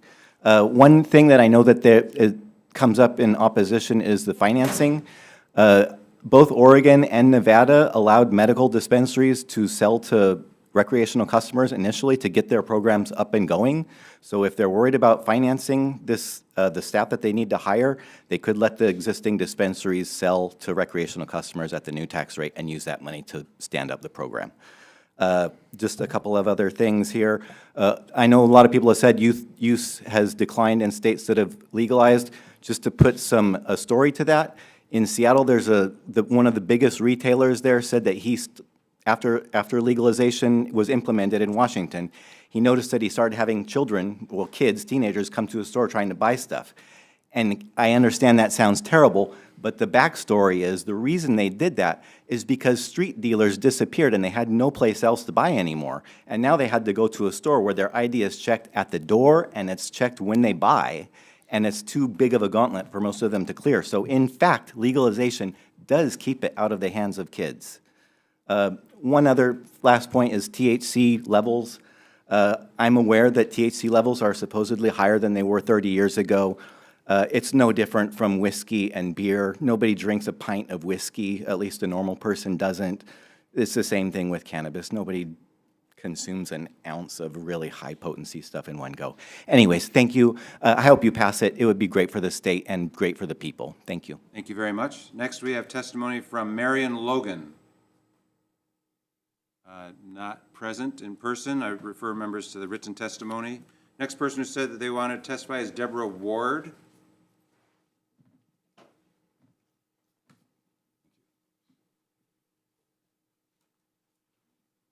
Welcome. Please proceed.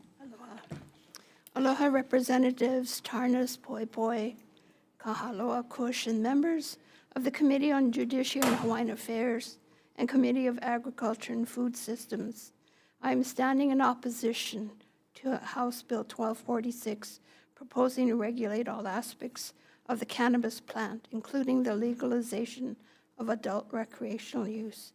I join my fellow concerned community members to strongly urge you not to pass this bill, which blatantly prioritizes the economic and commercial interests of marijuana growers, manufacturers, distributors, etc., over the health and safety of our communities and our youth.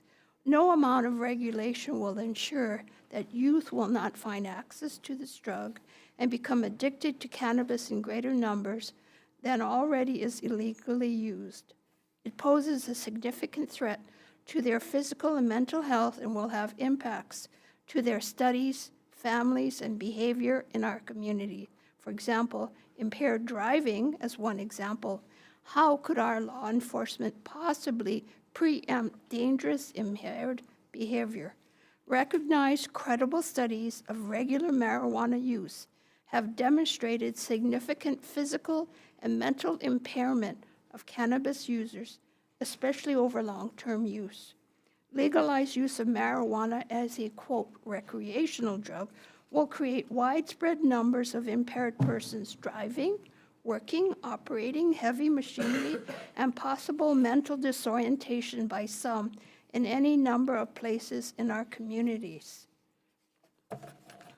To summarize, the fact is that marijuana has long been recognized as a mind-altering substance whose quantitative use and consequences cannot be controlled should be sufficient warning to you, our elected officials, to not add further elements to the stew of troubles our state is already facing. I close with a quote from an op-ed by Hilton Rathel. One salient question is to ask whether legalizing recreational marijuana will have a net positive or negative effect in our communities. Will it increase test scores for students, reduce homelessness, increase productivity at work, or increase health and wellness in our communities? Thank you. If we are, mahalo for your stern and clear-minded weighing of the avaricious versus the protective motives of your constituents. Please give serious consideration to the documented negative physical and mental health impacts of cannabis on our citizens, all our citizens, and act on what's best for Hawaii and not on the potential revenue. We need to look at the issue through the lens of safety and caution and not the greed of potential income to our state. Thank you. Ua mau ke ea o ka aina I ka pono. The life of the land is perpetuated in righteousness. Thank you for your Thank you, Ms. listening. Ward. Appreciate your testimony. Next, we have testimony from James Wallace. Not present. I refer members to his testimony. Next, we have testimony from Susan Kawai. Not present. Refer members to her testimony. Next, we have Susan Duffy. Not present. Next, we have Rose Maria Hurst.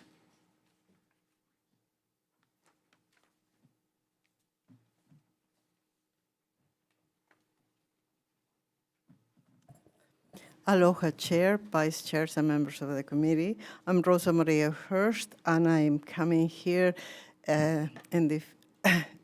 against the bill, but also talking for the keikis of our community. We have heard the dangers of the use of marijuana. There are many studies.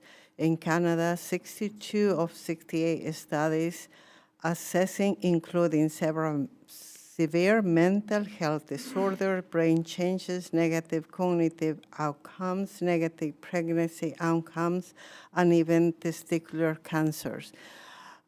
I think I hear both sides of the story, and apparently this marijuana can be good for some people, for people who are sick, but we need to protect our children. I oppose strongly this bill, and I hope we can sit down together and maybe to read it again and to make it better. Thank you very much. Thank you very much for your testimony. Next, we have testimony from Margaret Hanneman.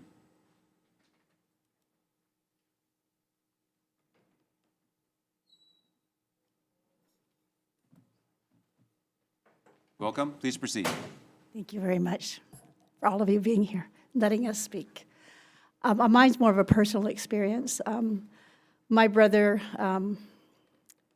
started with cigarettes and went on to marijuana and eventually OD'd on heroin. Among many there, they were going to let him die because they didn't want to expose that he was partaking of a deadly drug. And he lived. Unfortunately, someone there at the house was allowed to let someone call the police at this party, which I was supposed to go to, but I went to the door that day and had the strong impression that I should not go in, and I'm glad I didn't, but I'm sad that maybe I could have gotten my brother to a hospital sooner. But bottom line, it started with cigarettes, right to marijuana. And then from marijuana, he went to that heavy drug. I oppose this HB 1246 because of my brother. He is alive today, but he has brain damage, and he only has his brain only allows him 10 minutes, and then he forgets what else he can do with his life. So he is now being taken care of, and we've all been taking care of him. But I just don't think I'm about the children. I'm about the children. It took place in my home. It started with my father, and it caused my parents to get divorced because of my brother. And our whole family was broken up because of it. But because of strong religious beliefs that we do have, I have never partaken of any, I don't even drink coffee. But I'm so opposed to this bill, and I would hope that you think of the children. If you can't change, if the adults are what you're concerned about, but think of the children with this drug, this marijuana, this cannabis going into the homes of the parents that will be smoking it and be exposed to their children. That is can be exposed to the children. And thank you for your time. Thank you very much for your testimony. Next, Arthur Hanneman.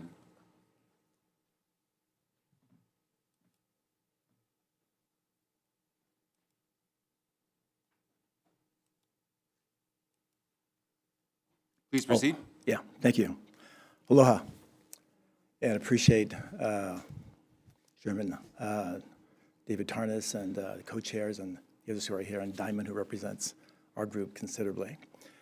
Appreciate the opportunity to share testimony regarding HB 1246. I had a conversation earlier with Representative Tarnas, and I appreciate that. And I do believe that we can disagree, but at the same time have a harmonious kind of relationship at the same time. I am totally and passionately opposed to HB 1246. Like my wife, I have a personal story as well. We together have 7 sons, and we have 25 grandchildren. So we're Christ-centered. I mean, we're Christians, we're Christ-centered. We try to raise them in a Christ-centered environment so that they make right decisions, right choices throughout their lives, so they can be good, positive contributors to our community, to our state, to this country. Come from a family of 14, 11 girls and 3 boys. I'm Samoan, and raised very strong Christian Samoan family. Prayer every morning, prayer every night. My brother, at the age of 13, became very experimental in terms of what was going on in the 1970s. That's when the big drug boom hit, right, in the 70s. He started experimenting. He started with marijuana. Definitely believe 100% it's a gateway drug. Personal experience. And it went on to other harder drugs because there was more of an interest in regards to getting a better high or a stronger high. And when he was 36, I was 35, I got a phone call. His wife was screaming on the other end of the phone. And she said, "Max, my brother, is dead. He had just OD'd on heroin in the bathroom." I've had several friends from the 70s who started with marijuana, several. I can name 5. All OD'd on harder drugs. So this thing about not being a gateway is totally false. All of us in this room have experienced someone who OD'd on heroin or who OD'd on some kind of hard drug, starting with something less. And as far as these regulations, 21 years old, and all these regulations are going to put in place in terms of protecting the keiki. I mean, how many of us in this room drank when we were below 21? May I ask you to summarize, please? How many of us in this room May I ask smoked you a to cigarette? summarize, please? I am, right now. Thank you. How many of us in this room smoked a cigarette at the age below 21? And how many of us have dealt in drugs, some form of drug, less than 21? I believe all of us, most of us. I say, please, protect the families, protect the families. Since my brother's death, it impacted our entire family in a negative way. That was many years ago. I'm 70 today. I still think of him daily. Please say no to HB 1246 and protect the families of Hawaii. Thank you. Thank you for your testimony. Next, we have testimony from Alfred Medeiros. Not present. That is all the testimony that we've received and all the individuals who said they wish to testify. Is there anyone else here in the room that wishes to testify that hasn't signed up? Oh, you're supposed to have signed up by now.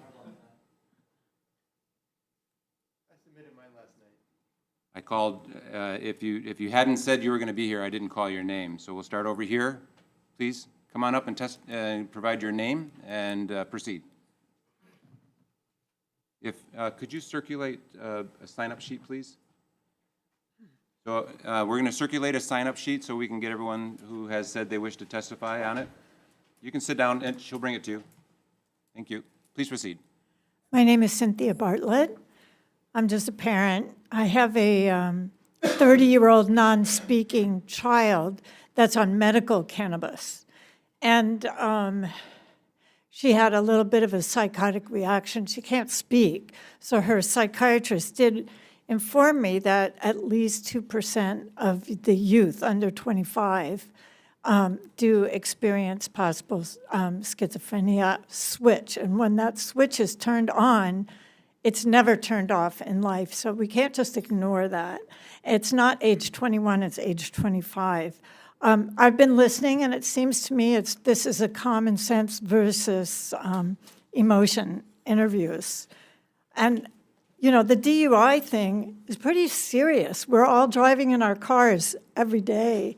And how are we going to know when someone who's had this THC times 30 from what I had in college, they can possibly keep their judgment and their vision in the way that would keep it safe? I mean, it would be equal to many, many glasses of alcohol.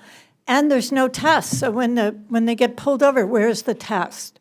We need to wait to make it legal until we have a test for DUI, because we'll have hundreds, if not thousands, of cars on the highway during rush hour when you guys here, and I understand you're going to pass it through the committee without even hearing these things, without even hearing any of us. We're listening to your testimony right now, so we are Okay. listening to you. So please proceed. All right, well, I hope you will consider your own children on the highway, you on the highway, your mother on the highway. There's no way to measure the amount of THC in their blood. There's no way to measure it, so why would you make it legal? It makes no sense. It's deleterious to every single citizen in Hawaii. I just met a gentleman on the Big Island from Oregon. They're trying to reverse this because of the damage that it's done. They're trying to reverse making marijuana legal now in Oregon. Thank you. Thank you very much for your testimony. Next person on the list is, I'll go over here. Please, come on up, sir, and introduce yourself.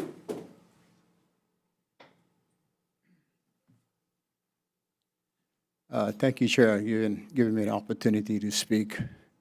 My name is Pastor Bird Mahilona from the West Side. I deal with a lot of inmates, and the population of all the guys that are going into prison because of drugs and alcohol. And I see the abuse. We go into the trenches, we feed the homeless, and we see inmates and kids, they're struggling, doing drugs on the beaches. And it's really, you know, for me, it hurts because seeing them on the outside doing drugs and being incarcerated back in prison, when I see these notorious guys, and I just married one of them, his name is Joshua, he just shot a couple people down at Pokai Bay on drugs. And when they're in prison, they're clean and sober, and they got the right mind, they make better decisions. So drugs, for me, I'm against it because it hurts my community, and I see the results in the prison. You guys don't see this. I'm going into the trenches behind prison walls. I see the most violent, notorious guys today that I mentored is the solution.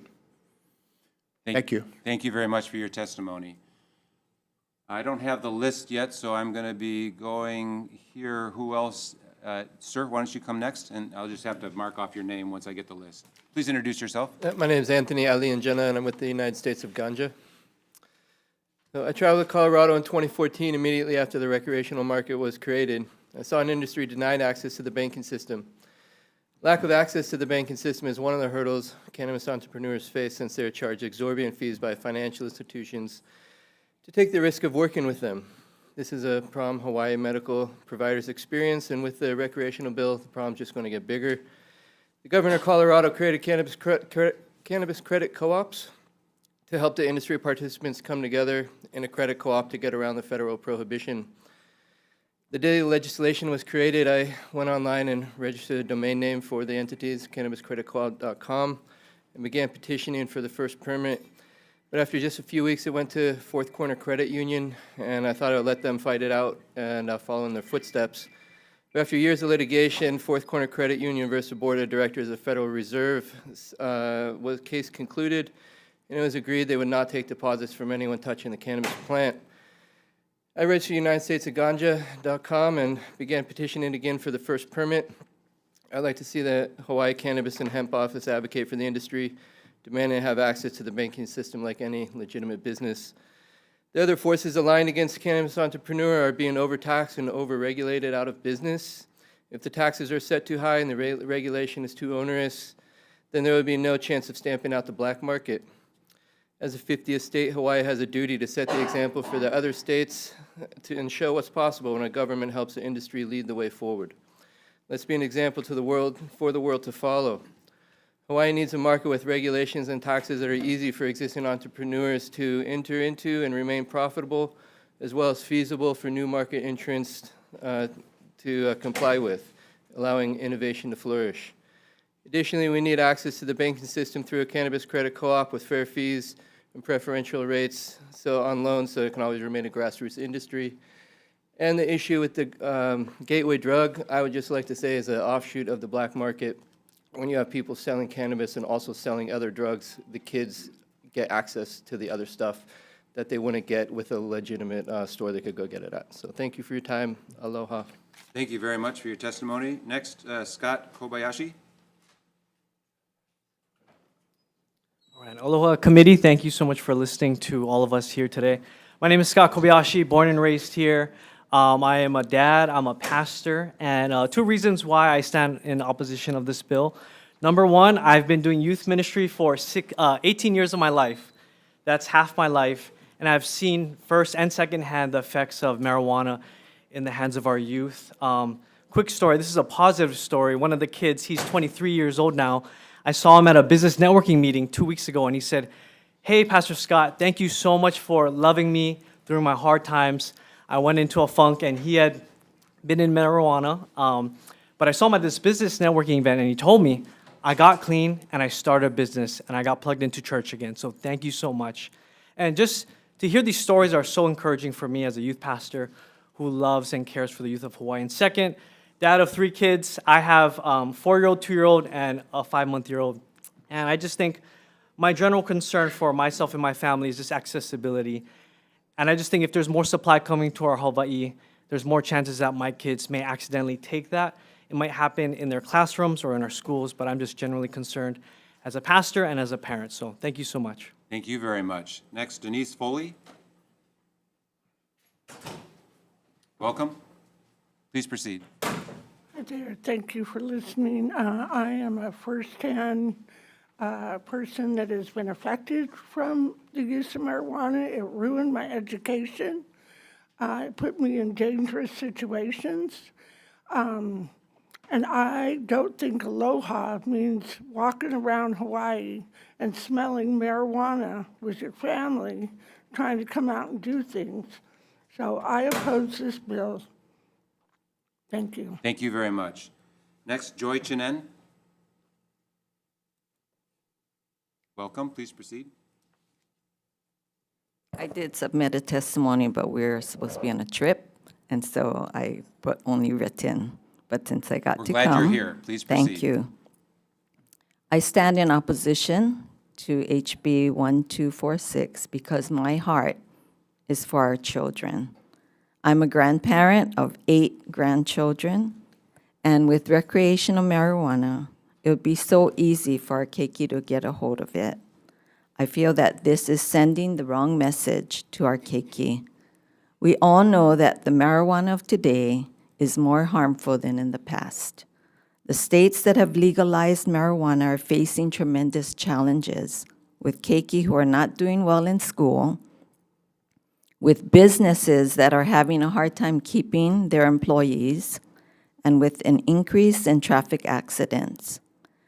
If the main reason for legalizing marijuana is for government income, that's not a good reason. The consequences are too great. Let's do what is good for our keiki. They are our future. Please do not legalize recreational marijuana. Thank you. Thank you very much. I have three more individuals that said they want to testify, so those will be the three that we'll take, and then we'll go to decision-making. Alan Cardenas.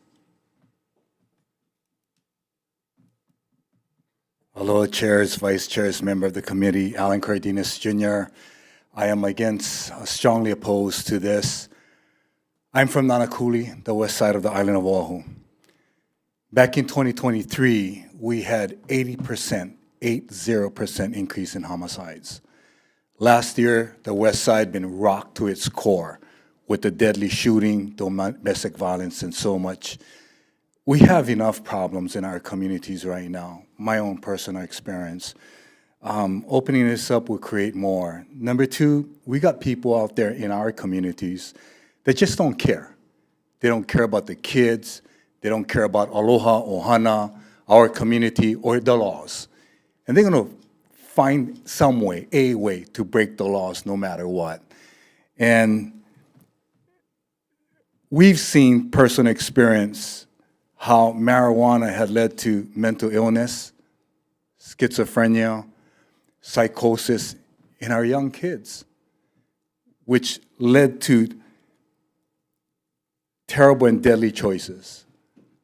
I'm tired of going to funerals of young people. I'm just tired of this. And lastly, so what? We make a little bit of money, and our kids and our families and our communities all screwed up. I don't think it's worth it from where I'm at in my community. One of the most beautiful places on the island of Oahu, by the way, the west side. Beautiful people, beautiful place. I appreciate you bringing all of us together to have civil discourse. But I ask, on behalf of our KKR family, our kids need hope, not dope. So, mahalo. Thank you so much for sharing. Aloha. Thanks for your testimony. Next, Carlin Lalusa. Hello, chairs, vice chairs, and representatives. I'm Carla Lusa, the CEO for NOAA Botanicals, one of the 8 medical licensees. I appreciate how contentious this topic is, so I will try my best to reframe the conversation around facts. So here are the facts. Number 1, hemp and cannabis are the same plant, yet hemp is overseen by the Department of Agriculture and cannabis is overseen by the Department of Health. Fact number 2, the only way to tell the difference between the two is to test the product. Fact number 3, the state currently does not have laws that require testing of hemp flower or hemp products for inhalation because these products are already supposed to be illegal. Fact number 4, last year at this time, there were 10 illegal dispensaries on the island of Oahu. As of today, there are over 40. Fact number 5, the extreme danger posed by these mislabeled products are that there are no established safety requirements, again, because we don't have any laws to manage hemp products. Number 6, without any safety requirements, the consumers do not know what they are consuming or where it came from. Number 7, there has been little to no enforcement on these illegal operators that have flooded the state. Number 8, none of these products are made locally, and I want to be very clear about that. All of these products are illicit interstate commerce that is purposely labeled, it's cannabis overproduction, purposely labeled as hemp, and then sold in Hawaii to skirt the law. Number 9, many of these products contain solvents, pesticides, or other dangerous chemicals. And number 10, with no rules or regulations surrounding these operators, this problem will continue. In closing, legalization should really be seen as regulation that we lack today. This bill presents the opportunity to assign a single authority that would need to understand the complexities of this plant to properly manage the plant at all stages of life: hemp, cannabis, and finished product. Establishing this authority to responsibly create enforceable rules and regulations is critical to public health and safety. Thank you for your time. Thank you, Ms. Lalusa. And our final testifier is Winston Wong.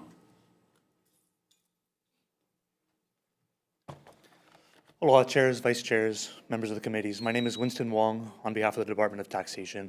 I apologize as I wasn't here earlier at the start of this meeting when our testimony was called. I was answering questions downstairs. I'm glad you're here now. Thank you. Please proceed.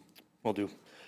The department has submitted comments and testimony on this bill, and to summarize just some of the tax implications of this. Part 3 of this bill is primarily the tax instrument here. What it does, it imposes a cannabis tax of 14% on retail sales of cannabis, and it imposes a 4% tax on medical sales of cannabis.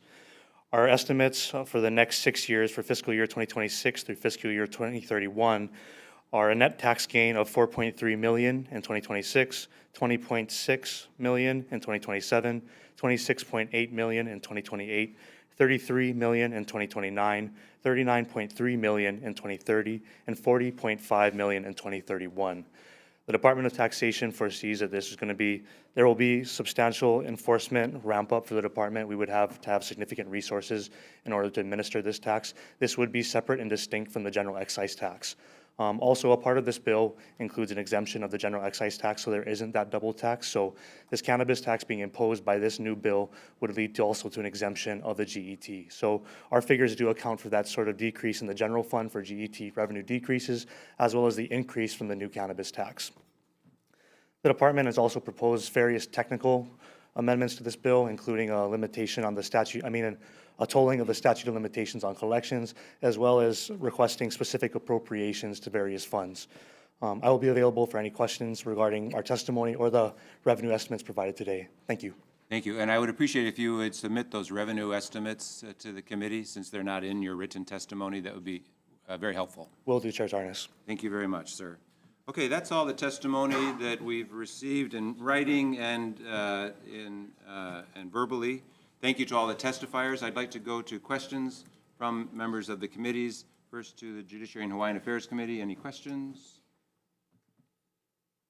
Okay, I'll turn it over to you for questions from the Agriculture and Food Systems Committee. Oh, Mr. Shimizu. Thank you, Chair. I have a question for the Department of Health. Are they still here? Oh, thank you.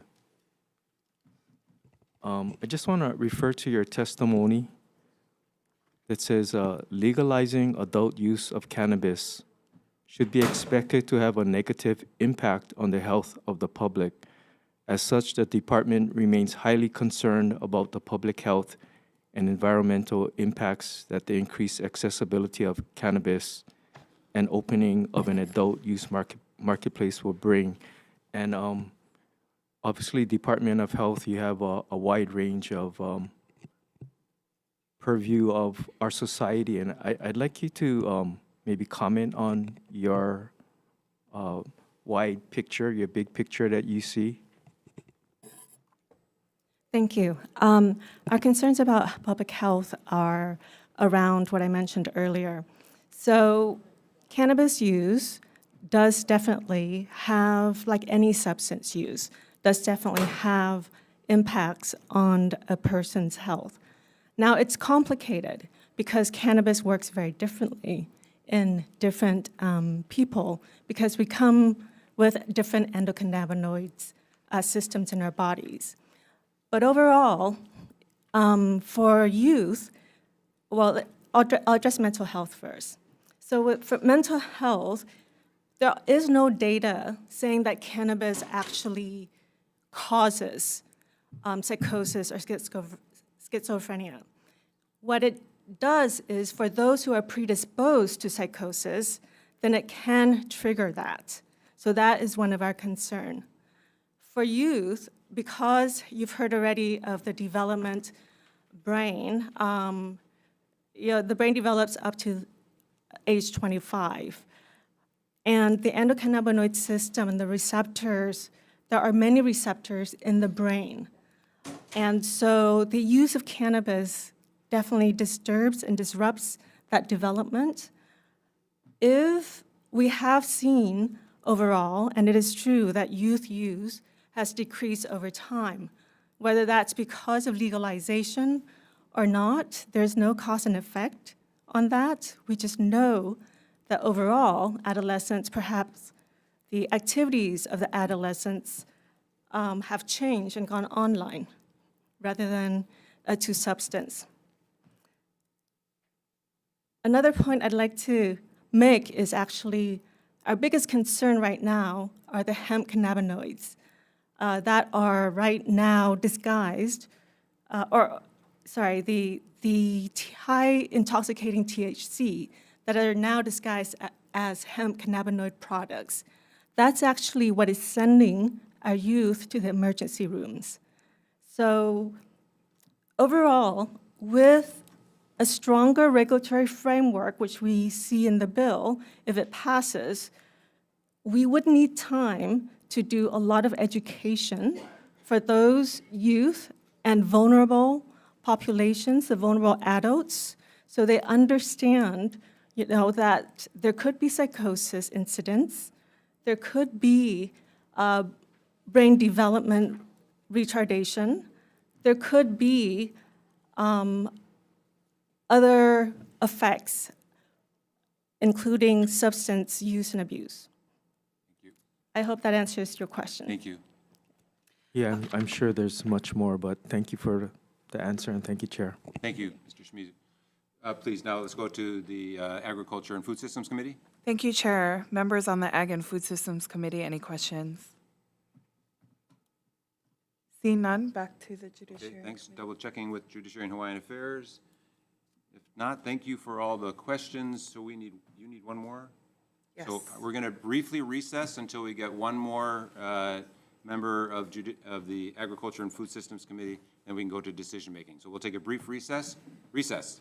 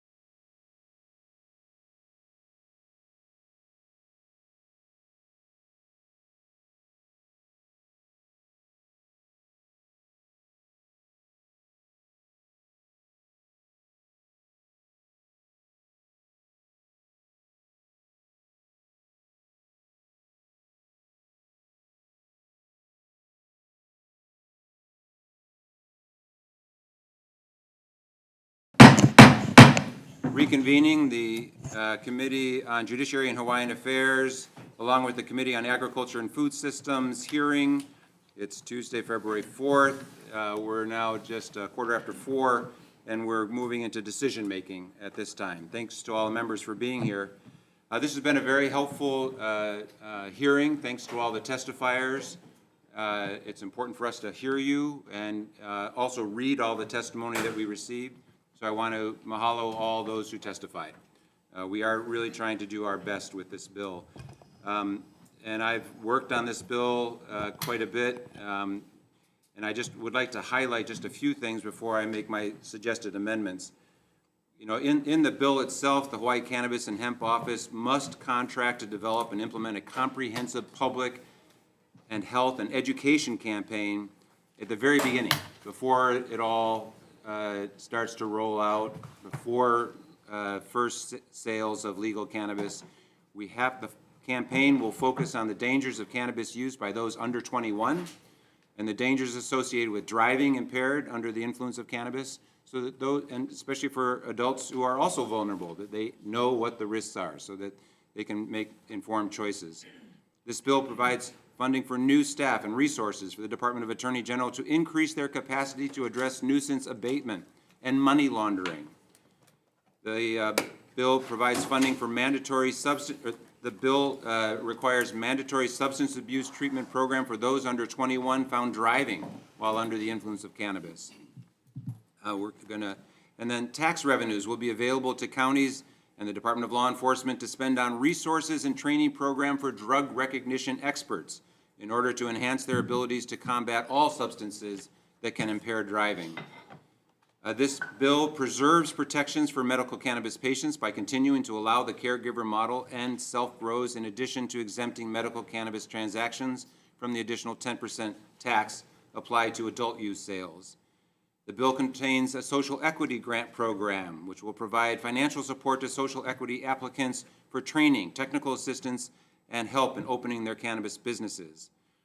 This bill includes a range of licenses available so that instead of being a vertically integrated model, which is what is in the medical cannabis industry now, it's horizontal, so there'll be more opportunity for small businesses in Hawaii to take part, and in fact, including a craft cannabis license, which we hope is going to attract the legacy growers into the regulated market.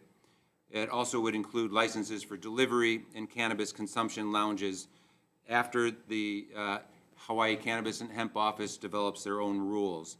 This is a one-plant approach, so that it would, under this office, would regulate medical cannabis, adult use cannabis, and hemp products that are for consumption or use on the skin by humans. It would not include industrial hemp for construction or for cloth. And then finally, I want to emphasize that this does have protections against the multi-state operators from coming into Hawaii. The bill includes a 5-year residency requirement, which will limit who can be licensed and prevent these out-of-state corporations from obtaining licenses. The bill limits the total number of licenses to 9 total, and no more than 3 in any one category to prevent domination of the market. It includes disclosure requirements for all applicants, including the name and addresses of anyone having a direct or indirect financial interest. And finally, it strictly regulates the transfer of licenses and has further requirements for transfers that would be adopted by the Hawaii Cannabis and Hemp Office as they see necessary to prevent the licenses from being transferred to out-of-state operators. So we're really trying to make sure that this, if we were to legalize this in the state, this measure would ensure that the businesses in Hawaii would be able to participate as opposed to the big multi-state operators from coming in. So with that introduction, members, my recommendation is to pass out a House Draft 1 based on listening to all the testimony, and what I would suggest is that we defect the effective date to July 1st, 3000, so that the bill would be flawed as it moves forward because it still needs more work. We would blank out the appropriations and the positions authorized under this bill and put the appropriations and those position counts into the standing committee report so that the next committees that hear this know what we're requesting. I would like to note in the standing committee report that in the budget and finance testimony, they requested an effective date of July 1st, 2026. And in the tax department testimony, they requested an implementation date for Part 3 of January 1st, 2027. And in the Department of Health testimony, they requested a 12-month period before first day sales instead of what is contemplated in the bill, which is 6 months. So I want to note that in the standing committee report for the future consideration.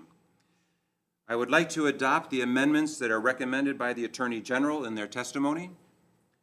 I would like to include the amendments from DHERD, Department of Human Resource Development. I would also like to include the amendment from Department of Taxation that you requested. And I would also like to adopt the recommendation of the Hawaii Alliance of Cannabis. Give me that testimony. Yeah. There's Hawaii Alliance of Cannabis Reform. They have, in their testimony, they had 3 amendments. I would like to adopt those. as well. And then finally, there are several recommended amendments that our House Majority Staff Office attorneys have recommended, and I'll read those because they're not in testimony that's available to everyone. On page 30, lines 3 to 8, we want to clarify that a college or university may, if they choose, allow medical use of cannabis by a college or university faculty member or student while the faculty member or student is within faculty or student housing. It's a may. It's up to the university. And on page 100, line 10, and page 101, line 19, we want the amendment to add reference to Part 7 would exclude cannabis and hemp business licensees and make this application requirement only applicable to permit applications. The intent is to carve out an exception for those medical cannabis dispensaries currently operating. So they would I would like to adopt a provision similar to page 103, lines 9 to 15, and page 149, lines 10 to 11. So, as I say, the intent is to carve out an exception for those medical cannabis dispensaries who are currently operating. They already have strict requirements, and I want to make sure that those aren't changed. As I say, we want to make some technical amendments needed for clarity, consistency, and style. We will blank out the position amounts and the appropriation amounts and put those into the committee report. We did have amendments requested by the Department of Agriculture, and I'll turn it over to the Agriculture Chair for her recommendation.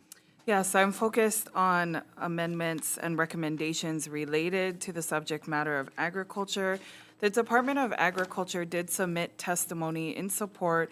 Their focus was on taking a one-plant approach. So in their recommended amendments, they asked to exempt themselves and give all authority in the transportation of plant materials to the new authority that would be established under this bill.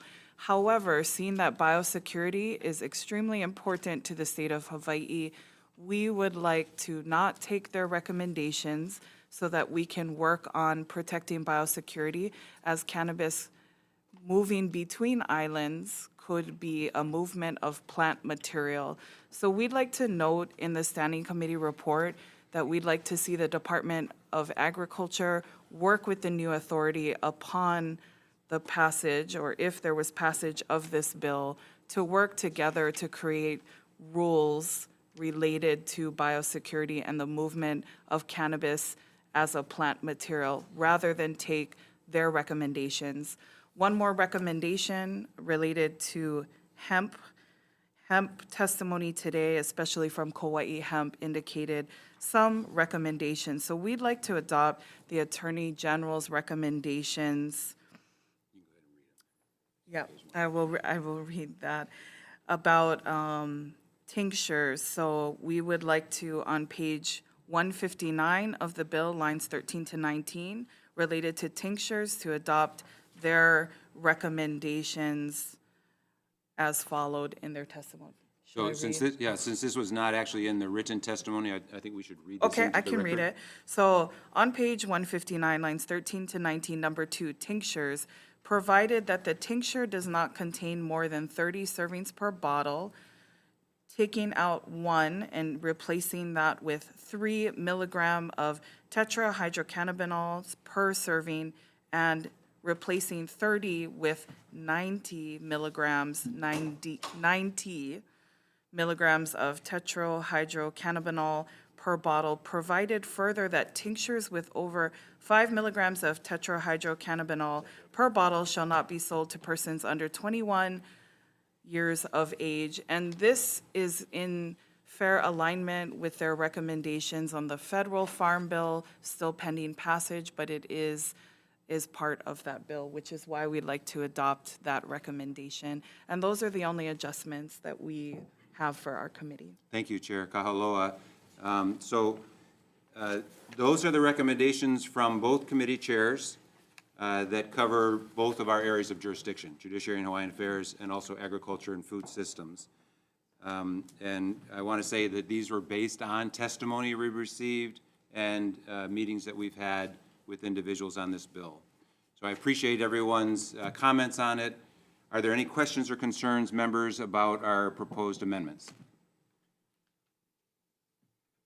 And to you for asking the Yes, same question. members of the Agriculture and Food Systems Committee, Representative Quinlan. I just want to say that, my community has a lot of concerns, and this is a very contentious issue in the district that I represent. But I did want to mahalo both chairs for their diligence and their hard work in trying to come up with the best possible solution, and I will be voting with the chairs. Thank you. Thank you. Any other comments from members? Yes, Representative Prusso? And likewise, I echo Rep. Quinlan's sentiments. However, I do have concerns about the Department of Health's testimony, and I haven't had time to dig into the 115 citations provided, or 122 citations provided in their testimony, but I will be doing that, and I'm grateful that this bill still has to go through CPC and 2 more additional committees. So I look forward to learning more about these health considerations. So Thanks. I will be voting with reservations. I appreciate your willingness to learn more. Thank you. Other comments? Representative Takayama. Sure, thank you. As you know, I appreciate the work you've put into this bill, but I'll be voting no. Thank you. Sure, I appreciate that. Representative Diamond? Thank you, Chair. Garcia. Thank you. Once again, thank you for the work done here, but I believe that the passage of this bill would move our state in the wrong direction. I represent West Oahu, and like was mentioned by a few of our residents, the uptick in crime is pervasive, and being raised in a household where this was quite prevalent, I've seen the impacts it has on life in general, the trajectory of life. So I'll be voting no. Thank you. I appreciate your consideration. Any other comments or concerns from, yes, please, Representative Shimizu. Thank you, Chair. Ditto, I recognize the hard work you put in, Chair Tarnas, and I recognize the reasons for the bill, but I believe with the wide range of counter arguments from Department of Health, law enforcement, prosecuting attorney, business, faith-based community, construction, and the farm industry, as well as my personal experience with it, I will be voting no. So Thank you for your consideration. Other comments from Judiciary and Hawaiian Affairs Committee? If not, do you want to ask Yes. your members if they have comments? Any comments from members of the Agriculture and Food Systems Committee? Not. I will just make one comment. Chair Tarnas, thank you for your work on this very comprehensive measure.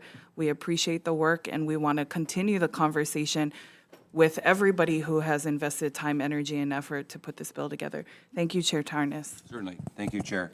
Okay, there being no comments or questions from anyone else, I'd like to go to decision-making. So recommendation is to pass with amendments as I've described. Vice Chair for the vote. Voting on House Bill 1246 with amendments. Chair and Vice Chair vote aye.